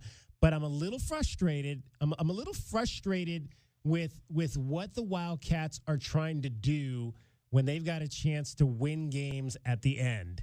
And it doesn't look and it's not maybe just the Wildcats either. I mean, we can go back to the Oregon State Arizona game where Oregon State won at the buzzer. I'm just not seeing a lot of plays run or things that look like offensive scheme at the end of these games. It's almost like these coaches are just saying, okay, we're going to maybe run a few screens and give it to our best player and let that player create something. Are we seeing less scheme at the end of these games, do you believe, as somebody who's watched a whole lot of college basketball? I think it depends on the particular team because some teams are more set-oriented, David, than others. And, for example, last night, Arizona is a team that loves to get in the flow, loves to play with that crisp quickness and have the ball moving. And I think what Utah did last night frustrated them, and it took them out of what they wanted to do in terms of we saw Utah go to that 1-3-1 zone with their length, and that seemed to really stagger or made Arizona become stagnant, right? That they didn't have the best way to attack it. There's a few times they went over the top to Umar Bala with it. But I think that 1-3-1 posed some problems for Arizona last night. And it's just around college basketball, I think. And one of the reasons I think that what you're alluding to, David, is there just isn't that continuity factor anymore. Right. Right? With so many new faces, new teams from year to year, and the transfer portal, it takes time. It takes time for players to get familiar and comfortable with one another. And that's why I think, for example, a team like BYU, they execute very well down the stretch, but their top 9 guys are back from last year. So these guys have been around one another for a long time. You look at Arizona, you bring in Caleb Love, all right, Kylan Boswell's in a new role. Keyshawn Johnson comes in from San Diego State. There's new pieces. And it just, I don't know if it's a familiarity factor, it's a comfort level, but I think that plays in just this day and age in college basketball, where right now this is the game we're getting because of the transfer portal and because of NIL and what's been going on the last few years in the game. Is that good or bad for the game? I mean, I think we're seeing a lot older players. You know, obviously with what happened with COVID, I think these teams across the board are a lot older, and I think that part is good for the game. But I don't know if this less scheming part of it is good overall for the game. Yeah, I don't know if it is either. But I think we're also seeing coaches let guys play, right? When for example, when it's man-to-man, that they have an idea, they're used to it. Or it's a conventional zone. They have an idea how to attack it. Just going on specific last night, you don't see a 1-3-1 zone very much. We saw Oregon State throw it at Arizona, and they played that. Wayne Tinkle thrown that wrinkle in there over the years. But you don't see it very often. And I don't know how prepared Arizona was for that last night, because it's not like Utah had shown that very much. So they played a zone, but not the 1-3-1. Maybe that throws a wrench into what you're trying to do. But just the state of the way the game is in college basketball, for me, I would love to see more continuity. I would love to see players stick around, be with one particular school, and not necessarily go to the highest bidder out there. Roxy Bernstein joining us, Pac-12 Network play-by-play man. He was on the call Thursday night of Arizona's 105-99 triple overtime win.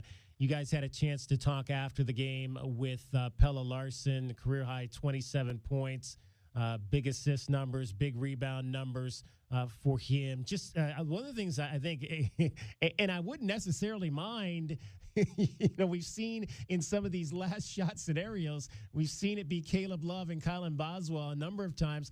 I really wouldn't necessarily mind the ball being in Pella's hands, because Pella right now is one of the best players on this team in taking the ball to the basket, drawing contact. I love the way he hangs. He hangs into the defender, but still gets up a clean shot at the basket. Yeah, and it almost, at times, David, appeared he was reluctant last night to really be that aggressive in hunting for his shot. And look, he only took 11 shots on the floor. Let me take that back. I was looking at the wrong box score here. But it just seemed like he was, at times, willing to pass it. He was 10 for 17 from the floor last night, playing, 49 minutes. There are times I'd like to see him be more aggressive. I'm with you. But he's just such a team player, right? He had 8 assists. And Love appears to be the guy. When they need a big basket, that's where Tommy Lloyd wants to go. And he didn't have necessarily a great night until the third overtime, and he hit that huge three that really, I think, sparked Arizona to pull away and win it. But Larson is such a good complementary player because of all the things that he does. Certainly brings that toughness with him. There's a lot of things he does extremely well. Would I like to see him be more aggressive, maybe, in hunting for a shot? But I just don't know if that's in him. I don't know if that's his kind of a game where he's more in the team concept and more team-oriented maybe than some other guys are.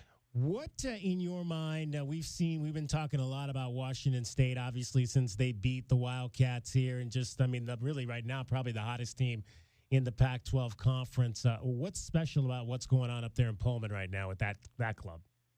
Well, it's funny because there's a lot of turnover with that team too. Yeah. Mohamed Gay leaves and goes to the NBA draft, and players transfer looking for potentially a better opportunity. And they're doing it different this year for Kyle Smith than they have in the past, David. Normally, Kyle Smith's from that Randy Bennett school in terms of the way they do things. He's a very analytics-driven coach. They tend to shoot a lot of threes, but not this year. This year, they're one of the lowest made threes per game stat teams in the Pac-12. They're willing to pound it inside and go and really attack the basket. They put you in a lot of pick and roll, but it's just different from the way Kyle Smith teams have played in the past.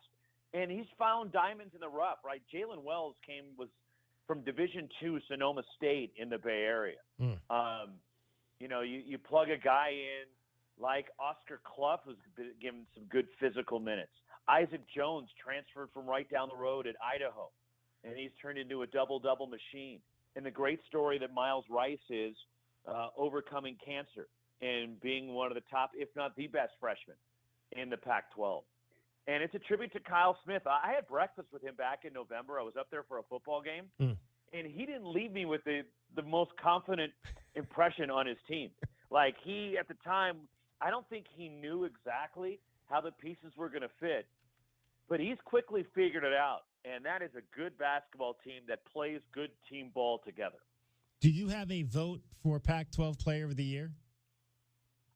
We don't have a vote for Player of the Year. We vote for the weekly award, Okay. Player of the Week, and the Freshman of the Week. But when it comes to Player of the Year That's and the all coaches? the postseason awards, that's all the coaches. Yeah. In your mind, Caleb Love or KJ Simpson? Boy. It's funny. I'm waiting for somebody to assert themselves. And we're going to see it here over the next few weeks. You have to always give the edge to a guy that's on the first place team. Yeah. Right? And that just seems to be the trend over the years in terms of where people will go with that vote. Love is certainly right in that conversation. And KJ Simpson's had a brilliant season. I look around, if Cal was better, I think a guy like Jalen Tyson could be in the mix. Same with Keon Brooks at Washington. And the same for Jordan Pope with the season that he's had. This is an award that's really wide open. And what's crazy about the Pac-12 this year, so we've had 13 full weeks of basketball play now. We've had 12 different winners of Pac-12 Player of the Week. Exactly. And Brandon Carlson from Utah is the only two-time winner this year. Yeah, it's not like the women's side where it seems to be all Juju Watkins or somebody like all that. All Juju all the time, right? All Juju all the time. It's going to be, when you talk about that player of the year, though, I think, and it's a stat that we've kind of been talking about a lot really all season. And that's just, a high percentage shooting from both the field and the three and as well from the line. And that just seems to be KJ Simpson from that standpoint. A guy that's filling it up like that. What I think it's right now, he's 49, 45, and 90. And we've kind of been talking about the 50, 50, 90 kind of players. You don't see a lot of those players. That's pretty impressive. I think what I heard, it's only been done maybe like one other time in Pac-12 conference play for an entire season. It would be hard to vote against something like that if he continues to be in that 45, 45, 90 category shooting. That really is incredible when you think about it. To have that consistency on a nightly basis. To be able to put up numbers like that, where he and Brandon Angel right now are threatening to join that 50, 40, 90 club. Yeah. And, Matt Muehlbach and I talked about it. Salim Stoudemire is the only one that they put out there that potentially did it. Yeah. And I'm trying, it's funny because I would have thought Steve Kerr was close to it. But I looked at Kerr's numbers, and I'm not sure. It's funny because it's the foul shooting that kept Steve from doing it. His last year at Arizona, Kerr was, I think, 56% from the floor, if I'm not mistaken. He was even better from three that year. Steve Kerr shot his threes his senior year at 57%. But he was an 82% foul shooter. That's what kept him out of the 50, 40, 90 club for that year. But it's crazy that in all these years, I know it's difficult to do, but it really hasn't been done. And here are two guys that are threatening to do it. And KJ Simpson's a guy that you think, okay, does so many things well. Not many people would have thought Brandon Angel from Stanford would be on that list. Yeah. What game do you have tomorrow? You have a game?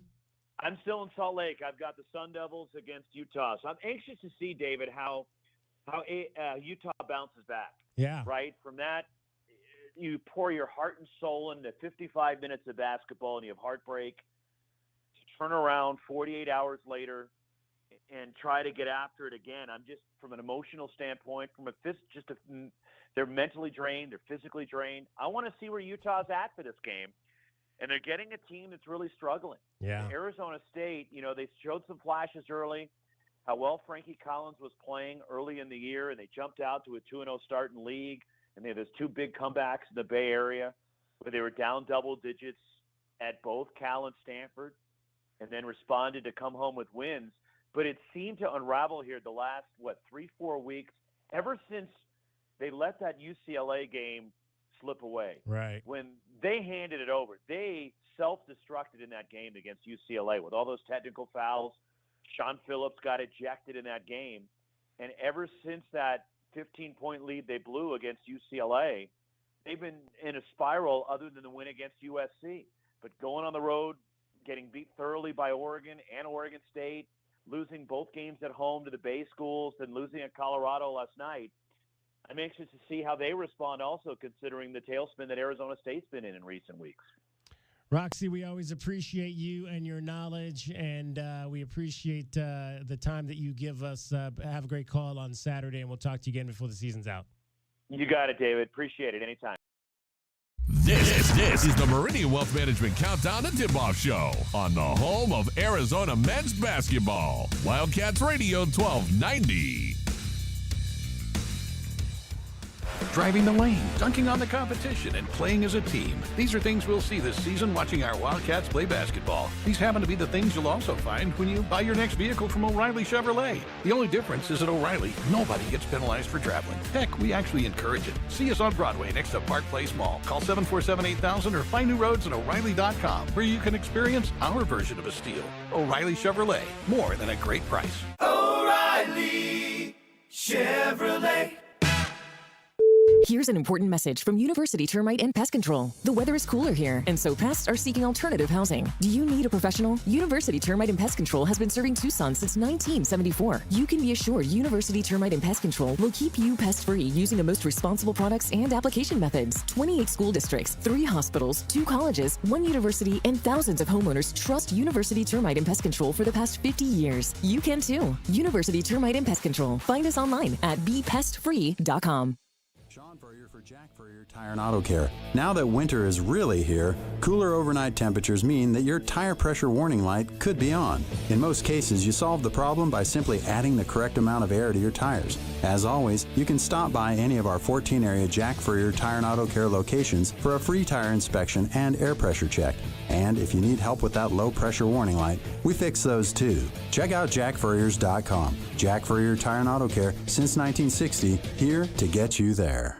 What up, Tucson? This is Joseph Blair, former Wildcat and assistant coach of the Washington Wizards. When I came to play basketball at the U of A in the 90s, the Tucson community became and has always remained a special part of my life. And this is why I proudly joined the Meridian Wealth Management Tucson Advisory Business Council.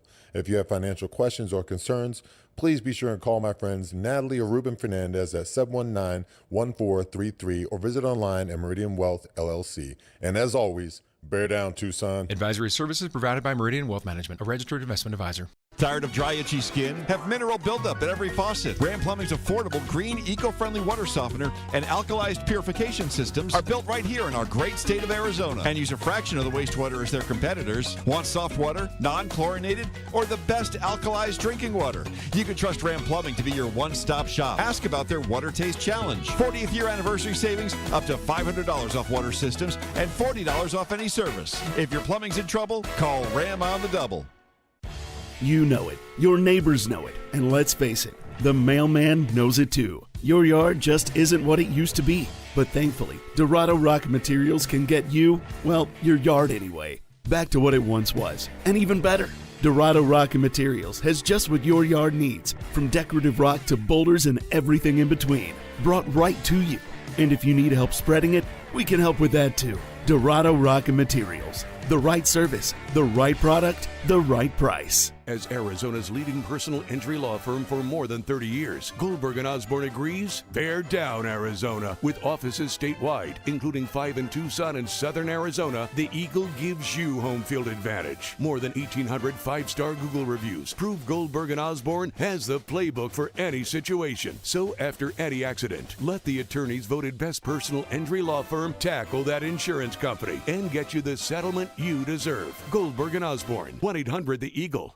The Window Depot is more than a window store. The Window Depot is a one-stop warehouse with everything you need for your complete home remodel.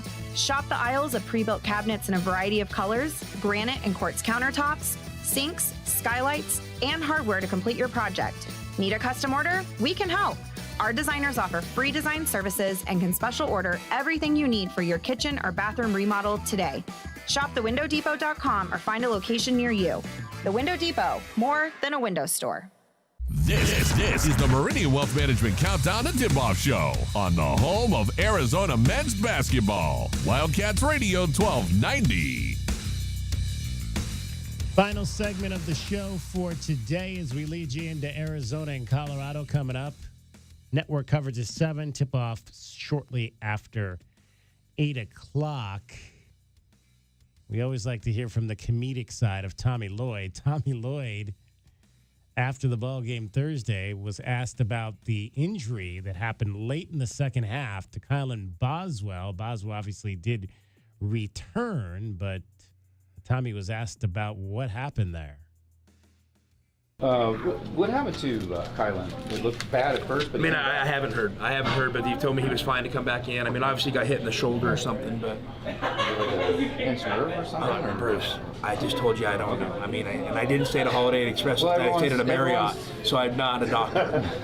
Okay. I know, but you know how it is. Like, people are predictably. Yeah, well, you know. Right? Yeah. Well, you love injuries and reporting on them, and I don't know, and I'm being 100% honest with you. I just know they told me he was okay to play, so he played some. Oh, well, at least we know they stayed at a Marriott. We didn't stay at a Holiday Inn Express, but he did stay at a Marriott. That's always good to know. Tommy Lloyd, he's here all season. Be sure you tip your waitresses and waiters. I just like that, triple overtime game, and, Mr. Pasco has a job to do. Clearly, he's trying to figure out what's going on with Mr. Boswell. And, whether or not it's a, quote, pinched nerve or not, it's probably not something that Coach Lloyd is going to have that information after just getting done coaching a 3 overtime game. Let's hope that everything is okay with Kylan. Kylan went down in that game. Pella went down in that game. They both obviously came back, but you never know how things flare up after a ball game. The Wildcats have started the same 5 every single game this season. We'll announce that 5 here coming up here, so hopefully it'll stay that way coming up tonight against the Colorado Buffaloes. All right, a couple people have checked in. I want to read a few of these on YouTube. Got some folks who have checked in on YouTube tonight. WMB 1977 Iffy says, Tommy got to make a Final Four run before I can call him a great coach. He's good now, but has had the talent to make the Final Fours and fell short. Do you believe he had Final Four talent the last 2 years? If Kirk Krisa's playing at his best, we saw two sides of that, right? So, I think there's been, when you're talking about the head of the snake, Kelvin, you're talking about inconsistencies. My experience watching any college program, doesn't matter Arizona or otherwise, when you have inconsistencies at that lead guard position, one day you're going to get 6 for 7 threes, the next time 1 for 10 with 5 turnovers. That's tough to string together 6 wins in March. K-Dub checks in. He says, this is why Tommy is a bad coach. Can't coach his players how to make a play. Can't adjust his offense. Can't adjust his defense. Can't change. Every other team seems to adjust versus Arizona. You think that's lingering from Coach Miller's tenure? Because he was pretty famous for being stubborn and running his defense and not that, quote, not changing thing. Coach Lloyd, he hasn't even coached 3 full seasons as a head coach in college basketball, 20 years as an assistant, but making your own choices, Kelvin, like deciding how deep you're going to go into your bench, deciding rotations, deciding when to call a timeout, late game situations with calling plays and stuff. That's a learning on the you're learning on the job type of situation. We don't even know. I don't think he's fully formed yet as a head coach personally. And I'll say this, don't expect a bunch of different defenses. When you have teams with 5 stars and big-time players, they mostly play man. And they're not going to play any 2-3s or 1-1-3s, 1-3-1s. They may press a little bit, but they're not going to press a whole lot either because we're going to get back. We're better than you. We're going to get back, and we're going to play defense, and you're going to miss it, and we're going to collect the rebounds because we have bigger, better guys than you. If we stretch those guys out for a full game, that puts the advantage back into the small guards' hands where they can get the ball up the court. So, yeah, when you have the better team, man, it's just a little bit different how you manage them. All right, let's find out what has to happen for the Wildcats to win this game in Boulder tonight. Wildcats fans, our keys to the game are brought to you by the Royal Automotive Group. Royal Automotive, the dealership that is different. Keys to the game. We'll start with Kelvin Efon since J-Dub is on the phone. I think playing against a big team, I think you want to win that rebound battle, man. I think you want to give these guys one shot and get that ball and try to break and try to get some fast break buckets before they set up. Guard the three-point line. I think that people know the formula to beat U of A is knocking down some threes, so I think they'll take a few more than usual. And then the last one is get into transition. I said that with the rebound. Get into transition and use that size against them. Try to get some easy buckets. Where you got Caleb, you got Pella, even Keyshot is a fast guy. So I say let's try to get in transition and try to get some easy buckets or get these guys in foul trouble. Well, that was one of mine for sure. I think you've got to get transition going in this game. The more easy opportunities for this offense, the better on the road here. I think the other thing for Tommy Lloyd, I think one of his keys is he's going to have to play more guys. I think he's going to have to go deeper in this game. I think he may have to go all 10 deep and play Phillip and Paulius and give them some minutes to try to stay as fresh as possible in this ball game. Well, only thing I'll say to that, DK, I'll just say this. There's no coach, unless you have an injury, that's going to play these guys after sitting them for so long. It's kind of disadvantageous. I mean, it's not fair to the player. Disingenuous? Yes, there you go. Thank you. and because they haven't put enough time in and they haven't, worked well with this rotation to really expect a lot out of them. You've been practicing and everything, but it's just not the same as game time. I think he's made the decision a while ago to go with those 7. And I'm going to tell you from one of those guys who was the 8th guy on the bench. Of course you want to play, but at the level that those guys been playing at for a while, J-Dub, you're not ready for that. You're not ready for that. And so I don't think you throw them in right here. And the trust, too, like you let those guys, you let it slide. If Caleb Love makes a bad pass, you're going to keep him in the game. But if Paulius or Philly B gets in the game and there's a bad pass, coach, that trusting that they'll shake that off and come right back and have the same intensity on the next couple possessions, that trust factor is not quite there. They'll be looking over the shoulder all the time. Right. And that's tough. That's a tough way to play. Now, what I will agree with you, DK, is have the 3 guys that are playing on the bench, get them a few more minutes. Yeah. So Bradley, Lewis, Krivas, more minutes for them versus, bringing in 9, 10, and potentially 11 to get minutes in a game like this. And the biggest thing I worry about them defensively. Yeah. Rotations. Remember, I've been talking the whole time about these guys getting to know each other defensively more than anything, knowing when to help, when not to help.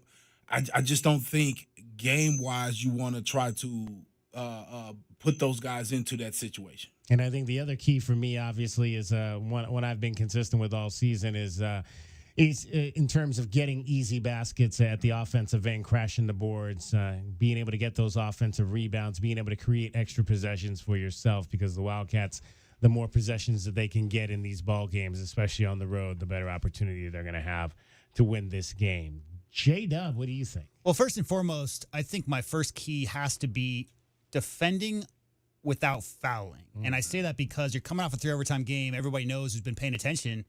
You start to reach a little bit more when you got tired legs. And guess what? Colorado's the 7th best free throw shooting team in the country. That's a very, very solid free throw shooting team. Talk about lack of depth, those guys not getting in. Very important to guard those guys solid without reaching too much. Number 2, Ballo, guards touching the paint. I got to see 40 points in the paint at least today. I'd like to see 15 points for Ballo. I just think establishing Ballo, especially early, opens everything up, especially against that man-to-man. And number 3, you got to take quality shots. Pass up good looks for great looks for teammates. Again, tired legs, you settle. Tired legs, you're going to start taking jumpers. You don't want to drive. You don't want to, it's a situation where you take the easy route, and you just can't do that against this Colorado defense. So whatever it takes, make sure that you get good looks. I'd like to see 20 assists and got to take care of the ball, 14 or less turnovers for the Cats. And that's what I think it'll take to get it done up there in Boulder versus the undefeated Colorado Buffaloes. Is it surprising you mentioned that this is the 7th best free throw shooting team in the country? Is it surprising that a team that shoots free throws so well is shooting under 80%? I mean, they're shooting 79% from the line. I would think the best teams would be in the 80s or 80s or higher. Yeah, and again, I think, you're talking about maybe you have 4 or 5 guys who shoot well enough to that, but the one dude, the one Ballo on that team, no disrespect, Mr. Umar Ballo, but the one guy, Kelvin, can bring that number down if he's the one getting fouled a lot. Right. Well, KJ Simpson, 89. Tristan Da Silva, 82. Cody shoots 73. Hadley shoots 84. Lampkin is 69. Hammond is 80. Luke O'Brien, who probably won't play tonight, doesn't go to the line a lot, 63. So that's pretty much what you got in terms of that. But like you said, they are 79%. That's one of the best that you're going to find in Division I. That game in Tucson, do you realize it was only 20 free throws? Yeah. Both teams were 6 for 10. Right. I don't know, maybe it was the blowout?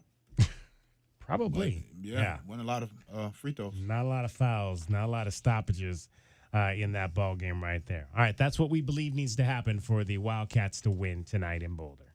Wildcats fans, that's our keys to the game. Brought to you by the Royal Automotive Group. Royal Automotive, the dealership that is different.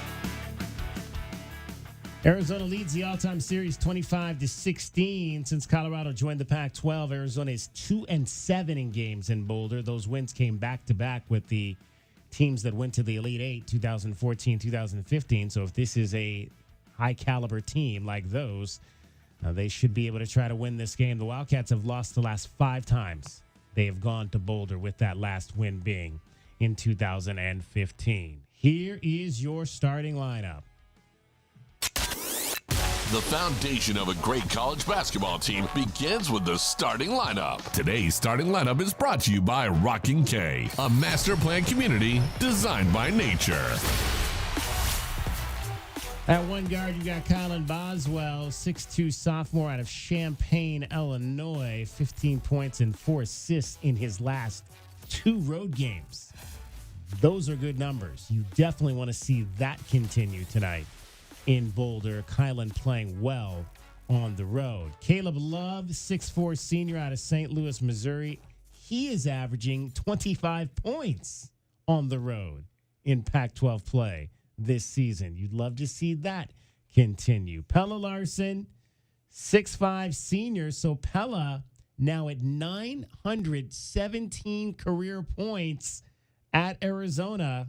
I think he's going to get to that 1,000 just like his teammate Umar Ballo. Not tonight, probably. He'd have to score, 83? So I don't think that's going to happen tonight, but it will happen. Keyshawn Johnson, 6'7", fifth-year senior out of Oakland, California. 22 three-point field goals made this year. He had 28 in the 4 years made threes that he played at San Diego State. Lots of good shooting there from behind the arc for Keyshawn. And the man in the middle, Umar Ballo, 7-foot redshirt senior out of Culacardo, Mali. 9 double-doubles this year. That is the second most in Pac-12 play. That's going to wrap up our show for today. Thanks to J.W. Madden. Thanks to Calvin Efon. Most of all, thanks to you for listening. Coming up next from the CU Event Center in Boulder, Colorado, it's number 8 Arizona and the Buffaloes of CU. I'm David Kelly. We'll talk to you after the game. Bear Down, Arizona.